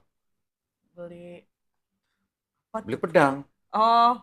Buat apa pedang? Buat berantem. Kalau orang lagi dia tahu bahwa dia mau ditangkap. Terus dia nyuruh anak buahnya atau murid-muridnya jual jubah, beli pedang. Kira-kira buat apa pedang? Buat berantem, takut. Buat jaga-jaga dong. Masa buat motong bawang kan nggak mungkin. Iya bener. Berarti rela nggak dia ditangkap? Enggak. Nggak rela. Ya kan? Iya betul. Waktu dia di sidang, dia diem aja atau banyak ngomong? Diem aja. Ada yang diem aja. Ayat-ayatnya yang banyak diem, ada ayat-ayatnya yang banyak ngomong. Iya betul. Kalau dia banyak ngomong berarti takut. Berarti kan dia nggak mau disalib, gitu kan? Terus waktu Yesus ditampar, waktu lagi di sidang kan dia ditampar sama tentara penjaga. Yesus ngomong apa? Salahku apa? Kalau aku nggak salah, kenapa aku ditampar? Iya. Padahal Yesus ngajarin murid-muridnya apa? Kalau ditampar pipi kanan, kasih pipi kiri. Pernah nggak? Waktu jadi Kristen pernah nggak? Ditampar orang pipi kanan, kasih pipi kiri. Balas. Kenapa balas? Berarti lu nggak ikutin ajaran Yesus di Bible? Nah, kasihlah musuhmu. Dan bisa? berdoalah bagi mereka yang menganiaya kamu. Bisa nggak mengasihi musuhmu? Kalau ngasih sih, bukan dikasih ya, lebih kayak ya udah gitu. Nggak balas. Tapi gitu. kalau misalnya, ini ya, Nauzubillah min dzalik nih. Keluarganya Kesia misalnya, didatengin perampok. Mau dirampok nih. Gimana cara yang ngasih perampok itu? Ambil. Itu? Ya enggak kan? Manggil orang. Banyaknya. Kalau misalnya ada yang misalnya nih ya, ada yang perkosa atau sampai istilahnya sampai terburu sampai dibunuh gitu, lapor polisi nggak? Ya iya dong. Kenapa? Minta keadilan dong. Iya dong. Untuk dihukum kan? Betul. Nah, ngasihlah musuhnya di mana kalau begitu? Kan suruh kasihlah musuhmu. Berarti kan musuhnya Kesia kan perampok itu kan? Gimana cara ngasih perampok? Ya dimaafin tapi hukum tetap jalan. Hukum tetap jalan. Berarti kan minta keadilan. Iya. Iblis musuh kita bukan? Musuh. Gimana cara ngasih iblis? Susah itu. Nah, berarti ada ajaran yang kelihatannya bagus, tapi nggak bisa diterapin kan? Iya betul. Sulit. Gitu. Tadi kan Yesus tadi nyuruh muridnya jual jubah beli pedang. Waktu di Taman Getsemani minta supaya nggak disalib. Iya. Waktu di sidang dia banyak membantah. Terus waktu ditampar dia protes. Protes kan kalau gitu? Protes dong. Terus waktu disalib dia teriaknya apa? Eli, Eli. Oh iya, Allahku, mengapa engkau meninggalkan aku? Itu kalimat Allahku, mengapa engkau meninggalkan aku? Kira-kira tuh kalimat rela atau nggak rela? Nggak rela lah. Berarti kan sebenarnya indikasinya menurut ayat di Bible sendiri, Yesus nggak rela disalib. Iya. Betul kan? Terus pendeta bilang Yesus sudah mati dan salib untuk nebus dosa manusia gitu, kan? Yesus nebus dosanya ke siapa? Ke Allah. Allah. Nggak pernah baca ya? Enggak. Upah dosa adalah maut. Tuh masih ingat. Penguasa maut siapa? Iblis kan. Loh, kok tahu iblis? Nah, kalau Kesia berdosa, upah dosa adalah maut, penguasa dosa adalah iblis. Terus Yesus nebus dosanya ke siapa? Ke iblis dong kalau begitu. Kok seru? Lah bener nggak? Iya bener sih. Mau baca ayatnya? Ada di sini. Ibrani 2 ayat 14. Nih, ayat 14. Siapa penguasa maut? Iblis. Di Roma 6 ayat 23. Sebab upah dosa ialah maut, tetapi karunia Allah ialah hidup yang kekal dalam Kristus Yesus Tuhan kita. Jadi kalau upah dosa adalah maut, penguasa maut adalah iblis, Yesus nebus dosa manusia, Yesus nebus dosa ke siapa? Ke iblis dong. Gimana dong? Ini yang ngomong loh ya, bukan Iya, gue ya. iya. Iya, sebenarnya kalau misalnya Bener nggak logikanya? benar Pak, kalau dipikir pakai logika ya gitu. Nah, cuman kan kalau di gereja kan bisa Iya dipelintir-pelintir sih, gitu. doktrin lagi Jadi balik. doktrin lagi, jadi seolah-olah ya diarahkan untuk tetap menyembah Yesus sebagai Tuhan. Gitu. Bener kan? Bener. Kalau Kesia istilahnya cinta Yesus nggak? Terlepas dia Tuhan atau bukan nih. Kalau baca ayat Bible berarti cinta Yesus nggak? Iya. Cinta Yesus. Kalau Kesia sebagai orang Kristen, kalau Kesia dikasih kesempatan nih, bisa ngelihat Yesus mau disalib, kira-kira Kesia mau bantuin Yesus supaya nggak disalib atau bantu tentara Romawi nyalib Yesus? Bantuin dong, nggak disalib. Supaya nggak disalib? Nah, kalau bantuin nggak disalib berarti nggak ditebus dosanya. Lah kan Yesus mati di atas kayu salib untuk nebus dosa Kesia nih. Nah, kalau Kesia bantu Yesus supaya nggak disalib, lah dosanya nggak ditebus dong? Ya nggak apa-apa sih. Nggak apa-apa. Iya. Berarti dosanya nggak ditebus? Nggak apa-apa. Nggak apa-apa. Terus sekarang anggap aja nih, anggap aja udah terjadi, anggap aja betul. Yesus disalib untuk nebus dosa Kesia. Yang nyalib Yesus siapa? Tentara Romawi. Tentara Romawi disuruh siapa? Itu apa sih, Raja Roma itu? Gubernur. Oh iya, gubernur. Pontius Pilatus. Oh iya, Pontius Pilatus itu. Pontius Pilatus diminta sama siapa? Nyalib Yesus. Sama imam-imam Yahudi. Iya, imam Yahudi. Imam Yahudi bisa dapat Yesus dari mana? Diserahkan sama siapa Yesusnya? Diserahkan anak buah. Muridnya. Iya, muridnya. Siapa? Yudas Iskariot kan, yang dia mati. Ya. Yudas Iskariot sebelum menyerahkan Yesus dibisikin sama siapa? Iblis. Oh, kok tahu? Tahu kan, ada bilangnya waktu dia dibisikin. Berarti iblis ya berjasa apa berdosa buat nebus dosanya Kesia? Berjasa dong. Nah lo, mau satu surga sama iblis? Bener gak? Iya benar. Iblis membisiki Yudas. Yudas menyerahkan Yesus ke imam Yahudi. Imam Yahudi minta Pontius Pilatus. Pontius Pilatus nyuruh tentara Romawi untuk apa? Untuk nyalib Yesus. Supaya apa? Supaya dosanya Kesia ditebuskan. Betul. Berarti iblis, Yudas, imam Yahudi, Pilatus, sama tentara Romawi itu semuanya berjasa apa berdosa? Berjasa dong. Buat Kesia gitu. Berjasa dong. Nah kalau nggak ada iblis kan nggak ditebus dosanya. Logis nggak gitu? Logis sih. Nggak, maksudnya ajaran itu logis nggak? Oh enggak. Nah. Ajarannya nggak logis. Cuman kalau diurutin yang berjasa malahan si iblis, ya iya benar. Nah iya, makanya. Murid-murid Yesus, waktu Yesus ditangkap, lari atau kemana? Lari nggak? Lari, kan ada yang sampai menyangkal. Iya, Petrus. Lari semua kan? Iya. Kenapa lari?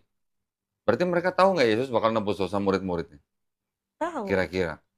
Kalau tahu masa lari? Enggak tahu. Nggak tahu.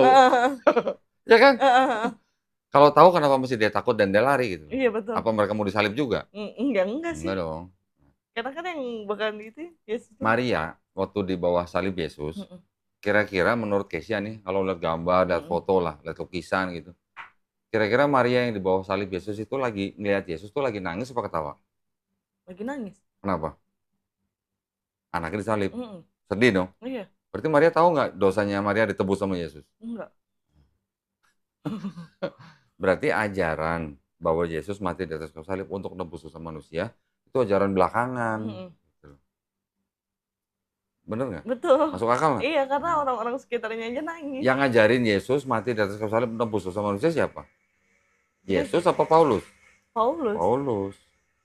Itu maksudnya. Jadi sebenarnya ajaran Kristen ini adalah ajaran yang berasal dari Paulus. Paulus, bukan dari Yesus. Sekarang perintahnya Yesus nih. Perintahnya Yesus. Pertama, ayat 10 nih coba. Ini 10. Ini waktu dicobain iblis nih. Maka berkatalah Yesus kepadanya, "Nyahlah iblis, sebab ada tertulis, engkau harus menyembah Tuhan Allahmu, dan hanya kepada Dia sajalah engkau berbakti." Nah, suruh nyembah siapa? Allah. Suruh nyembah Yesus enggak? Enggak. Enggak kan? Terus ada lagi nih. Istilahnya Yesus saja berdoa biar si iblis nyembahnya ke Allah. Nah iya. Ayat 3, Matius 18 ayat 3. Lalu berkata, "Aku berkata padamu, sesungguhnya jika kamu tidak bertobat dan menjadi seperti anak kecil ini, kamu tidak akan masuk ke dalam kerajaan sorga." Jika kamu tidak apa? Bertobat. Bertobat. Dan menjadi seperti anak kecil, kamu tidak akan masuk apa? Surga. Oh. Suruhnya cuma bertobat kan, berarti kan? Betul.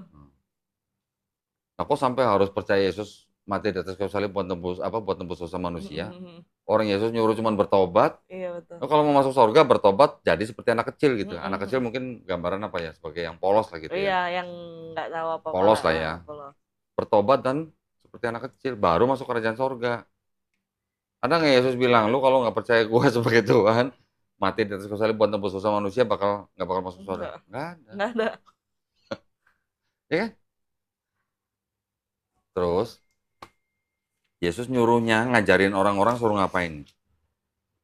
Berdoa. Matius 23 nih.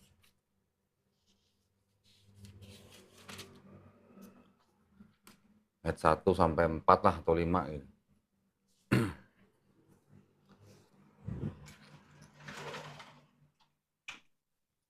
Coba bacain. Maka berkatalah Yesus kepada orang banyak dan kepada murid-muridnya, katanya, ahli-ahli Taurat dan orang-orang Farisi telah menduduki kursi Musa. Sebab itu turutilah dan lakukanlah segala sesuatu yang mereka ajarkan kepadamu, tetapi janganlah kamu turuti perbuatan-perbuatan mereka, karena mereka mengajarkannya tetapi tidak melakukannya. Mereka mengikat beban-beban berat lalu meletakkannya di atas bahu orang, tetapi mereka sendiri tidak mau menyentuhnya. Jadi Yesus nyuruh orang banyak suruh ngapain? Turutilah ajaran apa? Ajaran ini. Turutilah ajaran orang-orang Farisi. Nah, ajaran apa tuh orang-orang Farisi itu? Ajaran Taurat kan pasti. Iya, ahli Taurat. Yesus nyuruh orang-orang ikuti ajaran orang Farisi, yaitu ajaran Taurat. Betul. Tapi kenapa di Alkitab ada perjanjian baru? Nah itulah makanya. Jelas kan? Perintahnya jelas kan? Iya, jelas. Bertobat, ikut ajaran Taurat. Jangan ikut kelakuan orang Farisi, karena orang Farisi dianggap sama Yesus munafik. Iya. Gitu. Ya kan? Gimana dong? Sekarang kalau menurut Kesya, Yesus itu Muslim bukan? Tahu nggak artinya Muslim? Muslim itu artinya orang yang berserah diri kepada Sang Pencipta. Artinya, ya, dalam bahasa Arab, Muslim, arti definisi itu begitu. Islam tahu artinya apa? Islam artinya berserah diri. Jadi Muslim adalah orang yang berislam. Gitu. Ya. Iya. Ya, Islam artinya berserah diri atau damai atau selamat atau patuh, taat, tunduk gitulah. Orang yang berserah diri yaitu disebut Muslim. Nah, Yesus kira-kira Muslim bukan? Muslim. Taunya? Karena kan dia ya menyerahkan urusannya kepada Bapa kan? Iya, kepada Bapa. Satu. Kedua, Yesus waktu di Taman Getsemani doanya gimana? Bersujud. Sujud. Karena umat agama apa yang sujud doanya? Muslim. Islam kan? Iya. Yesus kira-kira makan babi nggak di 4 gospel itu? Pernah baca nggak? Enggak. Nggak pernah. Umat beragama apa yang nggak makan babi? Islam. Ya kan? Iya benar. Yesus puasa nggak? Puasa. 40 hari ya? Iya. Umat beragama apa yang puasa sebulan? Islam. Yesus sunat. Umat beragama apa yang sunat? Islam. Kristen sunat nggak? Enggak, ada yang disunat. Tapi alasannya bukan karena agama, alasannya karena kesehatan. Kesehatan, betul. Di sini ceritakan Yesus mati dikafanin ya? Iya, benar. Umat beragama apa yang mati dikafanin? Islam. Berarti Yesus Muslim bukan? Gitu kira-kira. Muslim. Bener. Nah, lu mau ikut Yesus atau mau ikut Paulus? Ya ikut Yesus dong. Jadi Muslim dong. Iya. Iya. Nah, iya. Lo kalau mau ikut Yesus kan berarti jadi Muslim. Heeh. Karena kita orang Muslim yang apa? Yang doanya sujud, disunat, Iya mati betul. dikafanin, nggak makan babi, puasa. Puasa betul. Kita yang mirip dengan Yesus di cerita Iya ini. betul. Gitu loh. Gimana dong? Betul nggak? Betul betul. Nah, sekarang kita balik ke perjanjian lama. Mm-mm. Tadi kita udah baca kan, ada Mm-mm. Mm. Tuhan bukan manusia, Tuhan bukan manusia. Sekarang di perjanjian lama, ada nggak yang mirip dengan Islam? Ada yang perihal nggak boleh makan Babi. babi kan? Nah, ada nggak wudu? Tahu nggak wudu? Wudu tahu ya? Heeh, heeh. Ada nggak wudu di perjanjian lama? Ada. Ada. Nabi Musa, Nabi Iya Harun Musa. wudu sebelum Waduh, masuk kemah betul. perjanjian. Membasuh tangan dan Iya. kaki. Sujud ada nggak? Ada. Ada. Abraham sujud. Iya. Ya kan? Betul. Terus pakai kerudung nggak? Pakai hijab nggak? Di Ah, perjanjian lama? iya. Nggak, bahkan Eh, nggak usah di perjanjian lama. Di di perjanjian baru baru pun pun masih pakai tudung. ada tudung. Heeh. Kenapa nggak pakai tudung? Jadi orang Kristen kenapa nggak bertudung? Nah, iya. Paulus sebenarnya nggak semuanya salah. Heeh. Karena kan dia memang orang Yahudi Iya. dari Farisi. Nah, dia mengaku ya dia mengikuti hukum Taurat. Mm-mm. Makanya dia juga memerintahkan wanita yang berdoa ya harus bertudung. Mm-mm. Mm-mm. Ada loh ayatnya. Mm-mm. Pernah baca? Pernah. Bahkan kalau Paulus bilang kalau perempuan nggak bertudung suruh cukur rambut. Iya, sering botakin lah. Nah, terus lagi di perjanjian lama ada puasa nggak? Ada. Ada puasa. Jadi di perjanjian lama itu sebenarnya kan mirip dengan Islam. Iya. Cuman Islam yang menyempurnakan Iya, gitu loh. disempurnakan lagi. Nah, pernah ngeliat kan foto-foto Maria, Ibu Yesus Mm-mm. bertudung nggak? Bertudung. Kenapa lu nggak bertudung? Ayo. Kalau ada yang salah mau disanggah silakan loh. Enggak, tapi emang bener. Benar. Itu sih. Jawabannya kenapa? Kristen kok malah tidak mengikuti, Nah iya, itulah. ya kan? Karena Kristen itu sebenarnya mengikuti gereja sebenarnya. Bukan mengikuti Yesus. Oke nih, dari Paulus sudah ada salah. Iya. Salahnya kenapa? Karena Paulus bilang ada yang namanya dosa waris. Mm-mm. Sedangkan Yesus tidak pernah mengajarkan dosa waris. Dosa waris. Ya kan? Paulus mengajarkan dosa waris, dia berarti mengajarkan sesuatu yang tidak diajarkan oleh Yesus. Mm-mm. Tetapi dalam pandangan saya nih, Mm-mm. sebenarnya Paulus tidak menganggap Yesus itu Tuhan seperti Bapa gitu. Mm-hmm. Tidak sebenarnya. Karena Paulus juga bilang di surat-surat dia bilang apa? Karena itu Allah adalah Esa. Iya. Dan pengantara itu juga Esa. Pengantara itu siapa? Yesus. Jadi apakah pengantara ini sama dengan Bapa? Enggak dong. Beda. Ya. Terus Paulus juga bilang, kepala dari seorang perempuan atau dalam konteks istri adalah siapa? Laki-laki. Kepala dari laki-laki siapa? Kristus. Kepala Kristus siapa? Allah. Bapa kan? Iya. Berarti ada apa? Ada hierarki kan? hierarkinya. Ada hierarki.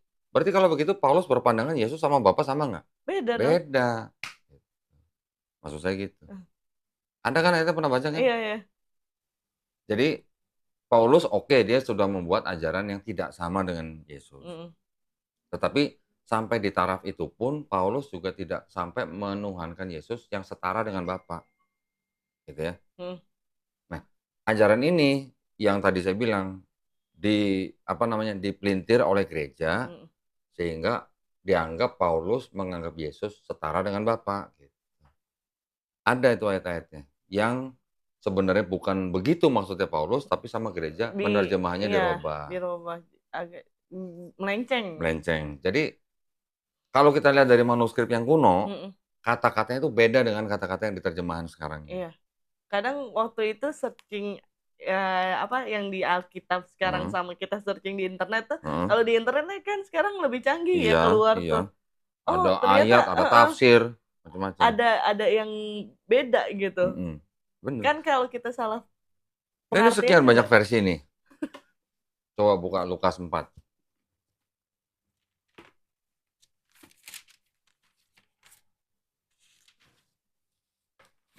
Ayat. 44. Dan ia memberitakan Injil dalam rumah-rumah ibadat di Yudea. Yudea. Ya. Ini baca yang 44. And he was preaching in the synagogue of Galilee. Sama nggak? Beda. Nah, Galilea sama Yudea jaraknya berapa kilo? Tahu nggak? Jauh. 70 mil. Nah, jauh kan? 70 mil tuh kira-kira 113 kilo. Heeh. Kalau ada perbedaan begini, berarti yang salah yang mana kira-kira? Yang ini dong. Kan nggak mungkin dong dua-duanya benar. Iya. Yang mana yang salah? Yang ini. Tahu dari mana yang itu Karena salah? kan ini terbitan baru. Ya, bukan karena terbitan barunya, tetapi karena ini masing-masing menerjemahkan dari manuskrip atau teks kuno yang berbeda. Oh, teksnya berbeda. Iya. Menerjemahkannya mungkin nggak salah, tapi sumbernya yang salah, yang Oh beda iya, gitu loh. sumbernya. Beda sumber. Hmm. Beda loh. Di Quran ada nggak begini? Nggak ada kan? Hah? Quran di Indonesia Mushaf Hafiz misalnya, dibandingkan dengan Quran yang di Maroko misalnya, Mushaf Waras misalnya. Ada nggak yang perbedaan seperti ini? Nggak ada. Itu yang berbeda hanya variasi bacanya aja. Hmm. Itu udah menemukan perbedaan karena banyak yang habis-habis itu. Hmm. Jadi nemu ada yang beda, langsung tahu. Dari harakatnya ya? Entah dari harokat atau itu aja rata-rata sih dari harokat. Harokat aja. Biasanya perbedaan itu hanya dari harokat, karena kan harokat yang menimbulkan vokal, ya kan? Membacanya dengan vokal. Kemudian panjang pendeknya mungkin. Dari baca panjang pendek dan apa namanya harokat itu kan bisa memang berbeda arti. Nah, tapi bukan huruf hijaiyahnya. Huruf hijaiyahnya pasti semua sama. Nah, memang di Quran apa namanya di Islam ada Quran beberapa mushaf yang berasal dari guru-guru qiraat gitu. Berbeda ngomongnya bacanya. Bisa bahasa Inggris kan? Dikit. Kalau tulisan warna dalam bahasa Inggris tulisannya apa? Color. Color. Colornya C-O-L-O-R atau C-O-L-O-U-R? C-O-L-O-U-R. O-U-R. Yang C-O-L-O-R salah apa benar? Salah. Salahnya? Salah penulisannya? Enggak. Apanya? Sama-sama benar. Oh. Jadi mau yang pakai U atau yang tidak pakai U itu sama benernya. Orang bisa kan Inggris juga ada yang istilahnya apa British, ada yang American gitu kan. Yang Australia? Oh iya benar. Beda lagi. Beda lagi. Kalau ngomong Friday, yang bener Friday atau Friday? Dua-duanya benar. Dua-duanya benar. Dua-duanya benar. Nah, begitu juga dengan di Quran. Ada yang mushaf Hafiz bacanya misalnya Malik Yaumidin. Di Maroko orang bacanya pendek, Malik Yaumidin. Ya, memang kalau di maknanya mungkin bisa sedikit berbeda. Yang satu apa namanya penguasa, yang satu apa lagi raja, tetapi tidak merubah makna satu ayat gitu. Sama kayak tadi Friday sama Friday. Iya benar, ya kan? benar. Nah, itu yang terjadi di Quran tuh begitu. Hanya variasi bacaan. Tidak merubah makna tauhid dalam satu Quran gitu. Tapi kalau begini berubah. Yang satu Yudea, yang satu Galilea. Udah jauh. Bedanya 70 mil gitu. Dan ini nggak cuma satu, masih banyak yang begini. Bisa beda-beda gitu kan? Karena sumber manuskripnya beda. Satu lagi ya contoh ya. Berarti kalau sumber manuskripnya beda ya gimana? Manusia dong yang nulis kan jatuhnya. Iya, kesalahan penyalin.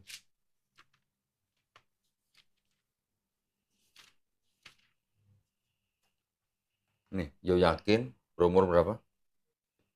18 tahun. 18 tahun. Iya.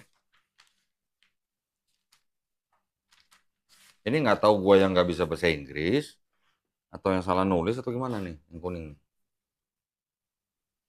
Jehoiachin. Sama. Was 8 years old. Berapa? 8 years. Yang di Indonesia tadi berapa? 13. 18. 18, iya. Yang Inggris? 8 tahun. Nah lo, yang 10 tahun kemana? Diskon? Oh iya bener itu. Nah, lo gimana? Yang salah yang mana kira-kira? Yang nggak tahu. Ya, kalau dianggap ini sebagai kitab suci, Heeh. berarti kan harus ada yang salah. Iya benar. Karena nggak mungkin Oh, dua-duanya benar. iya berarti kan Gitu.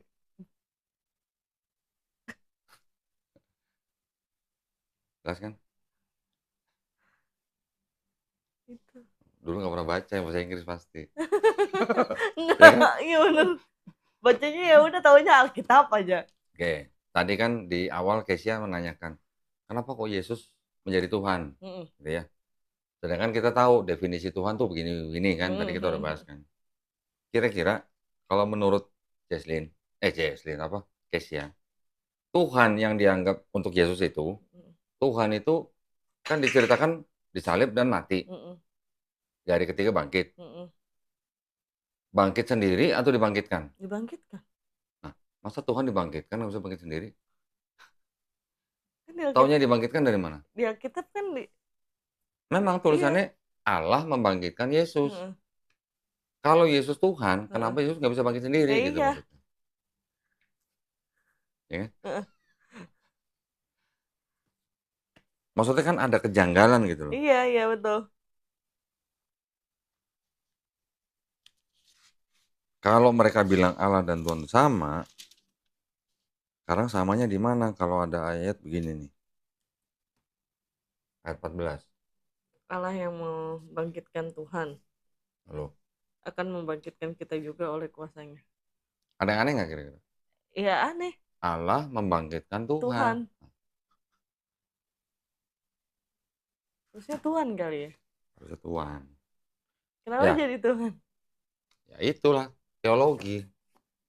Jadi memang di Bible ini tujuannya adalah mereka ingin mengedepankan doktrin teologi bahwa Yesus adalah Tuhan. Cuman ya kalau sudah jadi penerjemahan begini jadi pada salah Iya kaprah. betul. Allah membangkitkan Tuhan. Tuhan. Nah, lu Bingung. pikir sendiri dah. Ya bingung ngejelimet malahan.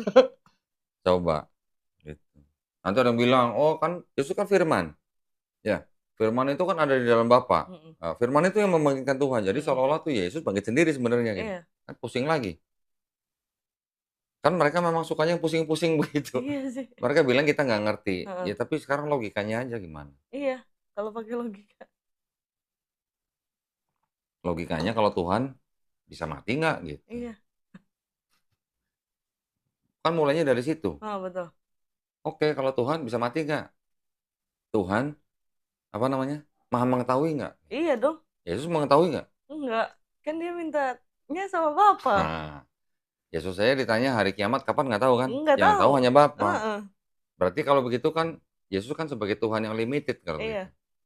Bukan unlimited. Karena mereka bilang Yesus sepenuhnya manusia, sepenuhnya Tuhan. Iya. Kalau ada sepenuhnya Tuhan berarti kan harusnya unlimited. Iya. Nah, masa Yesus tanya hari kiamat nggak tahu, cuman Bapa aja yang tahu. Iya. Nah, waktu Yesus mau ngutuk pohon ara, Yesus Hmm. tahu nggak tuh lagi nggak musim? Nggak tahu. Lagi nggak musim, dia kutuk pohonnya sampai pohonnya mati kan? Heeh. Nah, itu ada cerita-cerita yang memang ya gimana ya, nggak logis gitu. Heeh. Kalau istilahnya manusia biasa, bukan Tuhan, masih oke lah ya, Heeh. masih make sense gitu. Kalau Tuhan masa nggak tahu lagi nggak musim pohon sampai dikutuk pohonnya, salah apa gitu Iya pohonnya? Gitu. betul. Padahal di dalam perjanjian lama atau tradisi Yahudi, kita tuh nggak boleh matiin pohon. Itu ada ajaran begitu di Yahudi.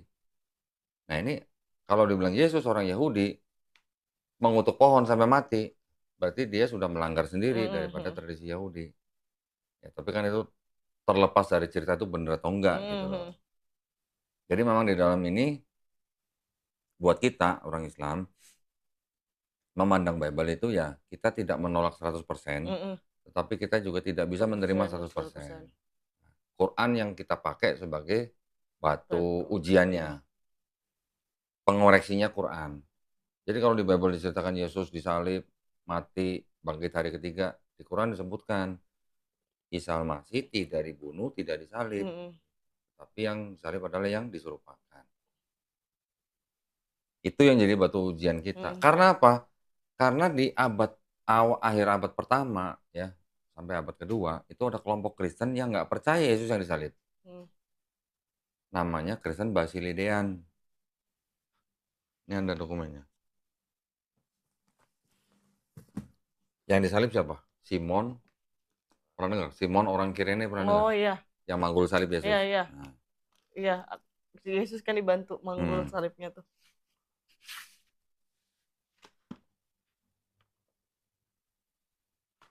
Yesus melihat penyaliban itu dari jauh sambil tertawa. Ini terusnya gitu. Jahat dong.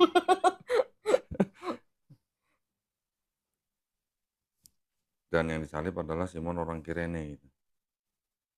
Kok ini diminum ya? Minum loh. Udah dibikinin dari tadi.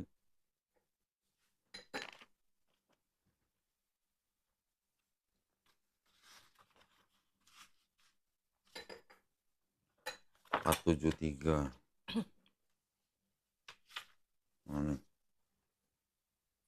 Bahasa Inggris tapi. Diceritakan Yesus melihat dari jauh penyaliban itu, yang disalib adalah Simon orang Kirene. Kalau orang Kristen bilang ini kitab palsu gitu, apokrifa gitu,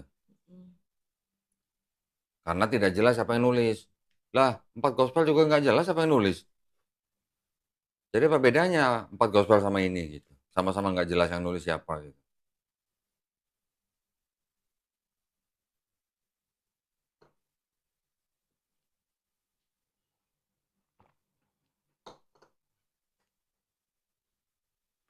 Dia ketawa. Kira-kira Yesus nikah nggak? Enggak. Ya? Enggak. Di tradisi Yahudi, kalau orang dibilang rabi, itu syaratnya dulu harus nikah. Yesus di Bible disebut rabi nggak? Tapi. Hah? Biasa sih Bible disebut rabi nggak? Iya. Iya kan? Bener. Nih, mau gue cariin ayatnya. Ada muridnya Yesus yang manggil Yesus rabi. Iya ada bener. Ada.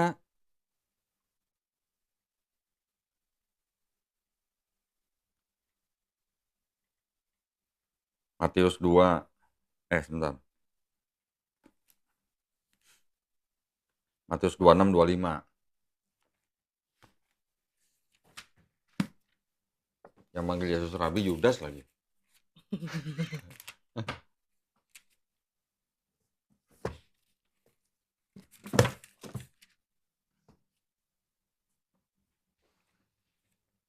Iya bener. Pas Hah? bener. Yudas yang hendak menyerahkan dia. Yesus itu. disebut rabi kan? Bukan aku ya Rabi.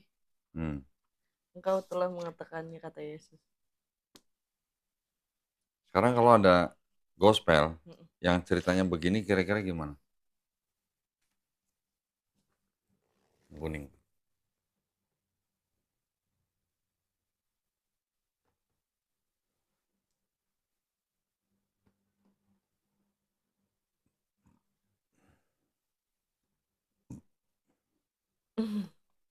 Dah, kok ketawa? Bacain dong. Kalimat terakhir aja. Yang dari The Savior Love. Her more than all the this. Her-nya siapa? Her-nya itu Maria Magdalena. Mary Magdalene. Terus? More than all this. More than all disciples. And he kissed her often on her mouth. Dia mencium bibirnya. Orang Yahudi itu tradisinya sama dengan Islam loh.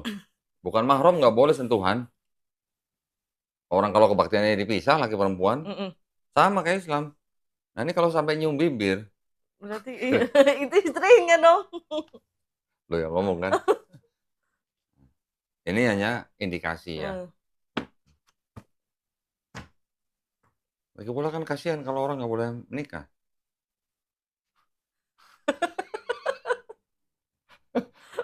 Bener nggak? Bener. Manusia kan fitrahnya ya memang untuk berketurunan gitu, untuk menikah. Gitu. Karena kalau sampai ada petinggi agama yang nggak boleh nikah, jatuh-jatuhnya apa? Tuh di Perancis ada gereja Katolik, di bawahnya banyak kerangka anak-anak kecil korban pedofil. Serem ya. Yang melakukan siapa? Romonya. Ya pastor-pastor. Ya karena nggak boleh menikah, jadi begitu. karena melanggar fitrah gitu loh istilahnya. Coba menikah. Nggak kayak gitu lah. Gitu maksudnya. Ya kan? Gimana? Ada yang mau tanya lagi? Oh iya, kayak kenapa di Alkitab itu ceritanya Yesus tuh apa lebih kayak tiba-tiba dia udah gede aja nggak diceritain tuh. Yang kecil. Oh, Dari umur 12 tahun sampai 30 nggak diceritain. Ya, apa ya? Gini, jadi ada gospel-gospel juga. Ini kan yang 4 gospel, Matius, Markus, Lukas, Yohanes kan disebut gospel ya. Kisah tentang Yesus. Tetapi kenapa nggak ada cerita-cerita Yesus yang dari kecil gitu kan? Sebenarnya ada, cuman nggak dimasukin Bible. Nah iya. Nah, gitu. Mau tahu ceritanya apa? Apa?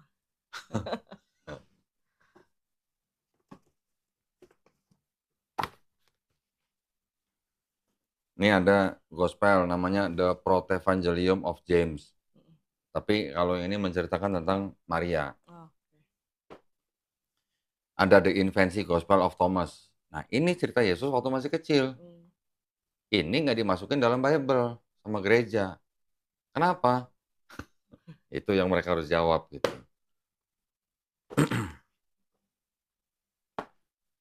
Di sini ceritanya Yesus juga membuat burung dari tanah liat.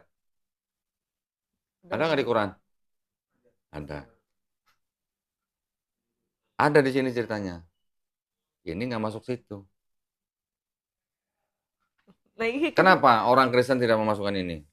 Ya, orang-orang Kristen sekarang bilang, oh ini adalah yang disebut dengan apokrifa. Apokrifa itu zaman dulu dianggapnya adalah yang dirahasiakan. Nah, jadi tidak semua orang boleh baca. Itu dulu namanya apokrifa. Zaman sekarang orang Kristen bilang apokrifa itu palsu, kitab palsu, karena tidak jelas siapa yang nulis. Gitu. Sedangkan 4 gospel itu Matius, Markus, Lukas, Yohanes juga sebenarnya nggak ada. Yang nulis, kan? Nggak tahu siapa yang nulis. Nah, iya, jadi apa bedanya itu sama ini gitu loh. Kenapa yang itu masuk, kenapa ini enggak gitu. Ya. Jadi kalau mau bilang ini dongeng, sebenarnya 4 gospel itu juga dongeng. Iya. Kalau berdasarkan standar ini nggak tahu siapa yang nulis ya. Gitu. Oke. Ada lagi teori, ini teori ya. Ini bukan bagian daripada Bible. Ada orang yang menulis bahwa Yesus waktu kecil, bukan kecil lah istilahnya, remaja. Udah remaja lah, ikut salah seorang pedagang ke India. Berdagang. Ke India ya. Jadi sampai di India, akhirnya dia sampai ke Nepal, ke Tibet kalau nggak salah. Dia di sebuah wihara apa, diceritakan di situ, sampai akhirnya dia balik lagi ke Palestina, baru melayani setelah usia 30 tahun. Itu ada tulisan begitu. Ya, itu langsung disangka lah sama gereja lah. Tapi akhirnya gereja sampai ngirim ekspedisi juga ke sana gitu. Ya, cari bahwa di sana katanya ada naskah gitu yang dulu katanya tentang Yesus itu dicari, ternyata nggak ada. Jadi gereja menyangkal gitu lah, gereja menyangka. Tapi nggak lama setelah berapa tahun ada lagi yang datang, dicari ketemu katanya. Tapi itu kan hanya apa ya namanya? Di luar inilah pokoknya, di luar kitab lah. Itu orang yang bilang begitu. Nanti ada lagi pendeta yang bilang Yesus waktu masih kecil sekolah. Sekolah bantu bapaknya jadi tukang kayu, ada yang bilang begitu. Ya, jadi karena memang tidak masuk ke sini, jadi kita tidak punya informasi yang jelas tentang kehidupan Yesus dari mulai dia umur 12 tahun sampai umur 30 tahun. Salah satu yang saya punya ini. Oke. Ada lagi? Nah, kayak apa namanya? Ini agak jauh sih. Kayak kan akhir zaman. Akhir zaman itu kan katanya Yesus itu kan datang kedua kalinya untuk nembus dosa manusia. Bukan untuk nembus dosa manusia, untuk menjadi hakim yang adil. Iya. Ya. Nah, cuman kan kalau misalnya apa namanya, kitanya salah kaprah untuk orang-orang kan nyebutnya ya kayak saya gitu kok. Ntar juga Yesus datang lagi ke dunia buat nebus dosa gitu. Ya. Sekarang bacain aja ya.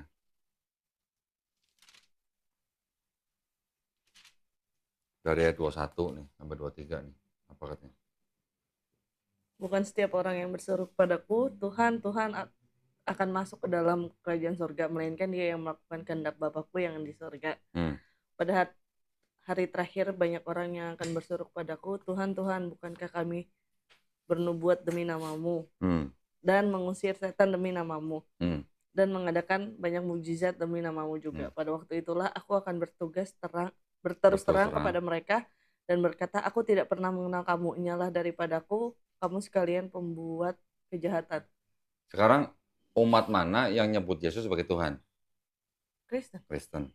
Umat mana yang bernubuat dalam nama Yesus? Kristen. Umat mana yang membuat mujizat dalam nama Yesus? Kristen.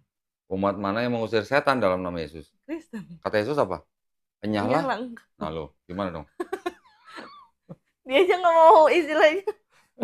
Nah lo, gimana dong?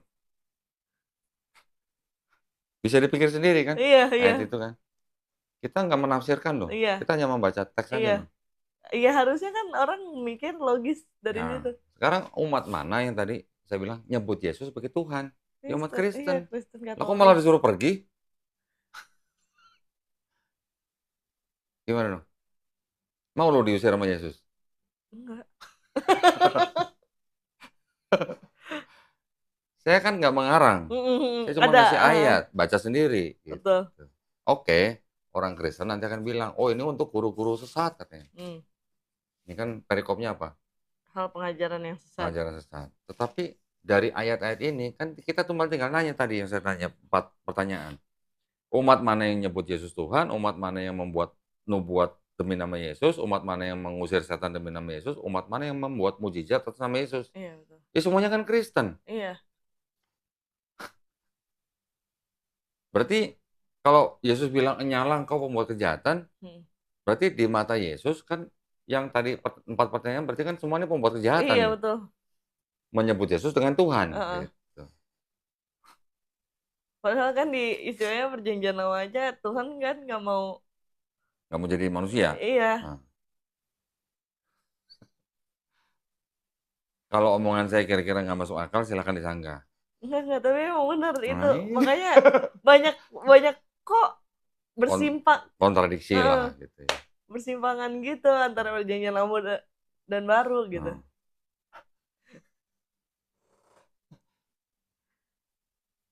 Gimana? Saya cuma ngasih ayat, baca sendiri. Betul. Kalau dibilangin untuk guru sesat ya tinggal balikin lagi. Yang nyebut Yesus Tuhan siapa? Kristen bukan. Iya. Gitu. Konsekuensinya ada di mereka maksudnya. Iya, betul. Beban itu ada di mereka. Iya. Kalau mereka mau jujur, tidak menyebut Yesus ini sebagai Tuhan, otomatis terjemahnya berubah semua dan maknanya berubah. Iya. Ya kan? Iya, betul. Tapi karena yang membuat Bible ini konsisten dengan mencantumkan Yesus sebagai Tuhan, otomatis konsekuensinya begini. Yang menyebut Yesus Tuhan mereka sendiri, yang bakal diusir ya mereka sendiri gitu. Saya cuma ngasih ayat. Betul. Sebenarnya kan nggak susah gitu lah. Dengan kita menggunakan akal yang sudah dikaruniakan oleh Tuhan untuk mencerna, ya kan? Informasi yang ada di sini, kan kita bisa tahu, oh ini nggak masuk akal, oh ini kontradiksi, oh ini ayat palsu. Dengan akal kan kita bisa sebenarnya mikir, oh ini sebenarnya tidak bisa dipercaya gitu lah. Ya, artinya unreliable maksudnya. Dilihat dari siapa yang nulis nggak tahu, dilihat daripada otentitas ayatnya juga kita tadi udah baca. Iya, banyak. Jadi kalau begitu loh bagaimana gitu. Tetapi bukan berarti di dalam sini semuanya ditolak ya. Iya, betul. Masih ada pesan-pesan yang ada kesesuaian dengan Islam. Iya. Kita buka ini. Ulangan. Kalau di perjanjian lama banyak yang mirip dengan lebih Islam. Banyaknya kayaknya yang di perjanjian lama, Diko. Iya nih. Ulangan 6 ayat 4. Dengarlah hai orang Israel, Tuhan itu Allah kita, Tuhan itu Esa. Kasihilah Tuhan Allahmu dengan segenap hatimu dan dengan segenap jiwamu dan dengan segenap kekuatanmu. Dengarlah hai bangsa Israel kan. Iya. Itu bahasa Ibraninya gini. Shema Israel. Iya. Adonai Elohenu, Adonai Ehad. Ya. Ehad. Kul huwallahu Ahad. ahad. Sama nggak Ehad sama Ahad? Sama. Nah, itulah kesesuaian di dalam, masih ada kesesuaian lah gitu ya. Adonai Elohenu, Adonai Ehad, Kul huwallahu ahad. Sama. Nah, ini kan dianggap sebagai perkataan Musa. Iya. Pesan Nabi Musa kepada bangsa Israel, Iya. ya. Perintah gitulah. Perintah. Betul. Yesus di sini juga sebenarnya masih mengulang apa yang dikatakan Nabi Musa.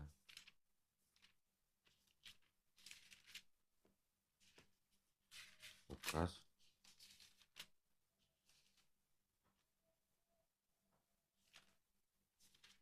12 29 ayat 29. Jawab Yesus, hukum yang terutama ialah, dengarlah hai orang Israel, Tuhan Allah kita, Tuhan itu Esa. Sama nggak? Sama. Berarti kan Yesus cuma mengulang apa kata Nabi Musa. Iya, betul. Yesus kan juga bilangnya apa? Aku datang bukan untuk meniadakan hukum Taurat. Iya, betul. Ya kan? Lebih mudah langit dan bumi hancur daripada satu iota dihilangkan. Iya, betul. Betul kan? Matius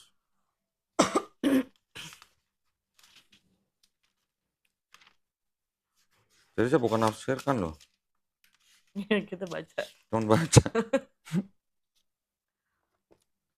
Janganlah kamu menyangka bahwa aku datang untuk meniadakan hukum Taurat atau kitab para nabi. Aku datang bukan untuk meniadakannya, melainkan untuk menggenapinya. Karena aku berkata kepadamu, sesungguhnya selama belum lenyap langit dan bumi, satu iota atau satu titik pun tidak akan ditiadakan dari hukum Taurat sebelum semuanya terjadi. Satu iota itu satu huruf yang paling kecil di dalam aksara bahasa Ibrani.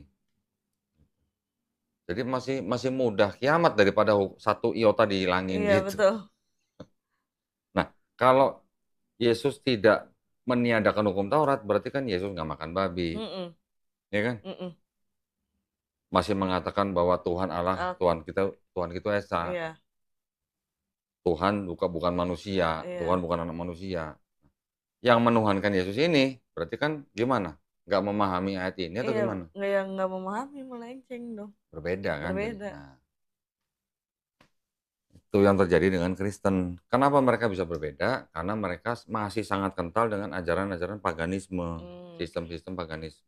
Ya, mungkin makanya hari kelahiran Yesus itu jadi tanggal 25 Desember itu juga salah satu dari paganisme. Kalau mau belajar paganisme di dalam Kristen, nggak ada bukunya nih. Yang nulis orang Kristen loh nih. Anak misionaris nih. Dia sebutnya apa? The paganism in our. Iya. Jadi agama dia sendiri kan. In our Christianity. Ini banyak banget ini. Belum lagi nanti yang ini. Nah, ini tadi nih. The world 16 crucified saviors. Jadi apa nih? 16 juru selamat dunia yang disalib. Christianity before Christ. Kekristenan sebelum Kristus.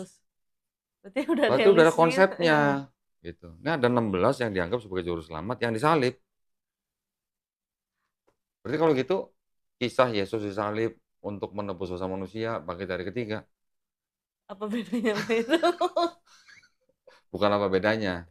Berarti kemungkinan besar meneruskan tradisi ini. Itu. Meneruskan kepercayaan seperti ini.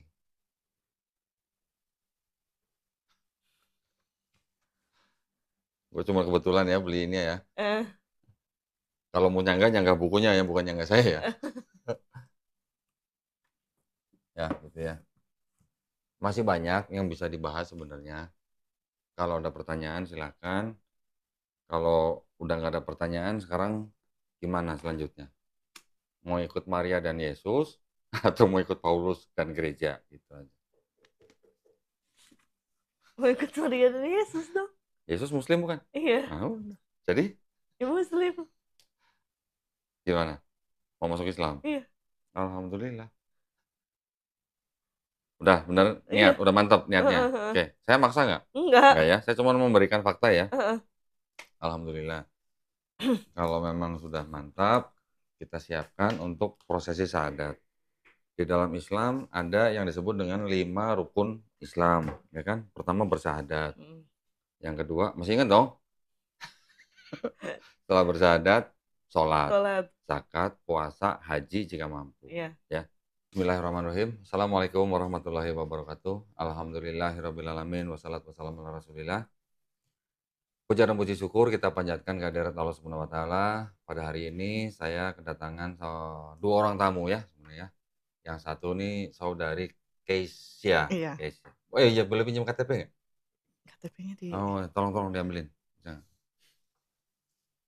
Kan juga harus difoto untuk sertifikat.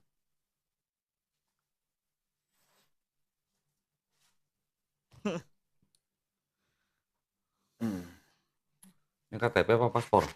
KTP. Ah, nih. Coba saya pinjam. Oh.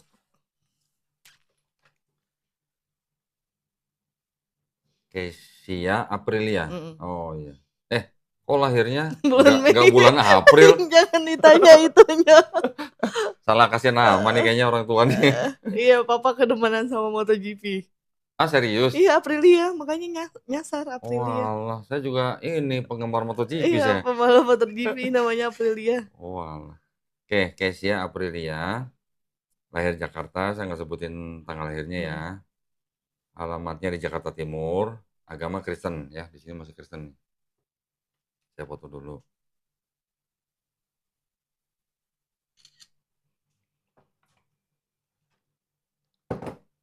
Udah pakai hijab jadi ke Cina.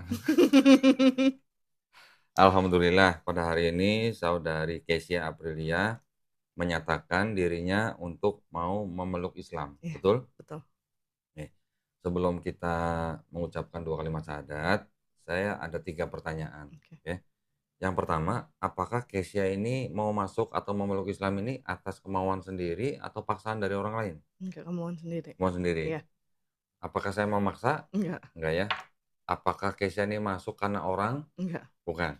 Karena keyakinan sendiri iya. Ya. Oke. Karena di dalam mengucapkan 2 kalimat syahadat itu memang ada ilmunya, ya. Tapi mungkin saya tidak usah jelaskan panjang lebar di sini. Yang penting dalam hati Kesia ini sudah meyakini bahwa Allah Subhanahu wa taala itu adalah Maha Esa, ya. Dan Nabi Muhammad SAW adalah utusan Allah. Itu saja sebenarnya yang paling penting. Nanti ada bagian-bagian lain, nanti harus jujur, harus meyakini, harus menerima, harus ikhlas. Dan kurang lebih seperti itulah ya. Nah, yang kedua, apakah Kesia masih ada orang tua? Masih. Kira-kira apakah orang tua akan menentang? Enggak. Udah sebelumnya juga sudah tahu semua? Udah tahu semua. Alhamdulillah.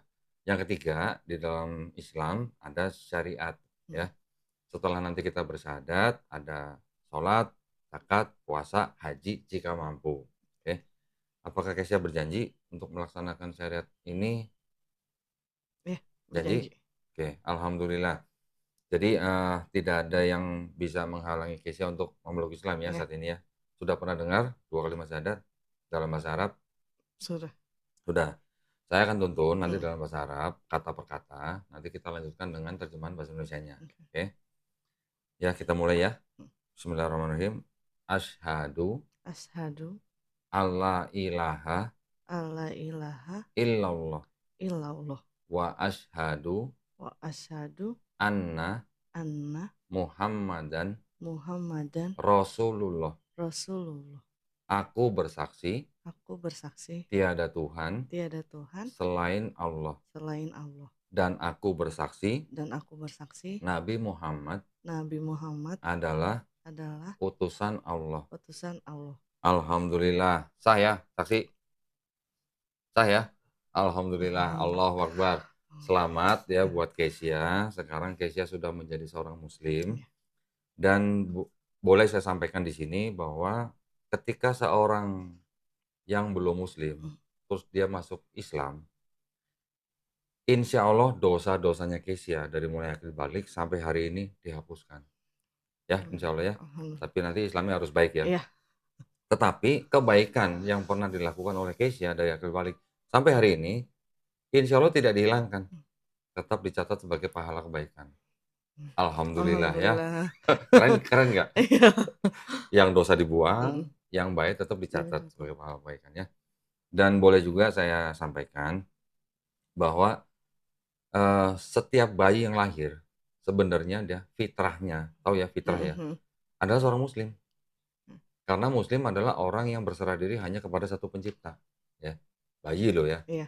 Ketika dia besar, dia menjadi Yahudi, Kristen, Majusi karena orang tuanya. Jadi ketika bayi itu nanti besar, dia mendengar soal Islam dan dia menerima Islam, bahkan sampai dia memeluk Mhm. Islam, sebenarnya orang itu tidak pindah agama, Oke. tetapi orang itu kembali ke Ke fitrahnya fitrahnya. sebagai orang yang hanya berserah diri kepada satu Satu. pencipta. Paham ya? Paham. Alhamdulillah Alham dong. alhamdulillah. Berarti balik ke fitrah. Iya Berarti kita adalah orang-orang yang kembali ke fitrahnya, ya. iya. Alhamdulillah, sekali lagi selamat buat Kesya, mudah-mudahan istiqomah Mmm. ya dan husnul khotimah. Iya. Ini ada buku Mhm. tuntunan sholat ya, nanti silakan dibaca. Mhm. Di dalamnya juga ada sedikit uang, jangan dilihat jumlahnya. Iya. Uang ini adalah zakat yang memang diperuntukkan untuk para mualaf, Oke. oke. Mau kaya, mau miskin pokoknya harus terima aja pokoknya nih. Oke. Karena mualaf adalah salah satu dari 8 asnaf yang memang berhak atas zakat, ya tolong diterima. Nah, ini juga ada mushaf Quran. Iya. Alhamdulillah, ini mushafnya keren, ini mushaf, istilahnya apa ya, eee, pemberian Iya. ya dari subscriber channel Donditan, Oke. yang ditujukan untuk memang para mualaf Mualaf. yang bersyahadat di tempat ini. Alhamdulillah ya, ini tolong Alhamdulillah. diterima. Juga saya ada bingkisan, ada mukena, saya nggak ini sajadah kalau nggak salah, Iya. oke. Tolong diterima ya, Iya, mudah-mudahan oh. bermanfaat. Bisa masukin sini aja. Mudah-mudahan muat nih. Muat. Hah? Muat Kalau muat. nggak muat nanti cari tas yang lebih gede Iya. berarti. Kebetulan bawa tas gede kok. Oh udah bawa tas yang gede ya? Mau belanja ya? Enggak, emang bawa tas itu, tas kerja. Kirain mau belanja. Baik ya, ini tolong diterima ya. Oke. KTP-nya saya kembalikan. Oke. Nanti sertifikatnya kita akan kirim. Mhm. Tolong dikirimin alat pengirimannya ya. Mhm. Alamat pengirimannya sama nggak dengan KTP? Nanti tolong WhatsApp aja ke Mbak Suci ya. Oh iya. Baik, sekali lagi selamat ya. Iya. Mudah-mudahan Kesya diberikan kekuatan dan kesabaran sebagai muslim. Ya. Nanti kita tinggal menjalankan perintahnya, Mhm. menjauhi larangannya. Iya. Udah, sesimpel itu. Iya. Gitu ya. Ya walaupun nanti dengan ujian ya. Mhm. Namanya orang hidup pasti ada ujian. Mau dia agama apapun, semuanya pasti ujian. Pasti ada ujian. Tinggal bagaimana kita beriman atau tidak. Iya betul. Oke. Setiap napas kita adalah ujian. Mau sehat, mau sehat, mau sakit, mau kaya, mau miskin, semuanya itu adalah ujian. Iya. Justru ujian yang paling berat itu pada waktu kita jadi orang kaya. Iya betul. Betul ya? Betul. Nanti bisa memahami lah itu ya. Jadi saya berdoa mudah-mudahan Kesya bisa menjadi muslim yang istiqomah dan husnul khotimah. Jangan lupa doain saya dan teman-teman semua ya. Oke. Karena doanya seorang mualaf itu lebih manjur daripada doa kita-kita yang sudah lama nih muslim ya. Baik, sekali lagi selamat. Makasih Mudah-mudahan kok. kita semuanya juga istiqomah dan husnul khotimah. Terima kasih banyak atas perhatiannya para pemirsa. Mudah-mudahan prosesi syahadat ini juga bisa menguatkan iman ya dan akidah kita semua. Juga memberi manfaat buat kita semua. Bagi para pemirsa yang ingin mendukung perjuangan dakwah kami, dipersilahkan bisa mengirimkan ke BSI dengan nomor rekening 111 889988 atas nama YPM atau HIT Jakarta. Bisa mengkonfirmasikan ke nomor handphone 0813 9883 7007. Barakallahu fikum, semoga partisipasi para pemirsa diterima di sisi Allah Subhanahu wa taala sebagai amal jariah ya. Amin ya rabbal alamin.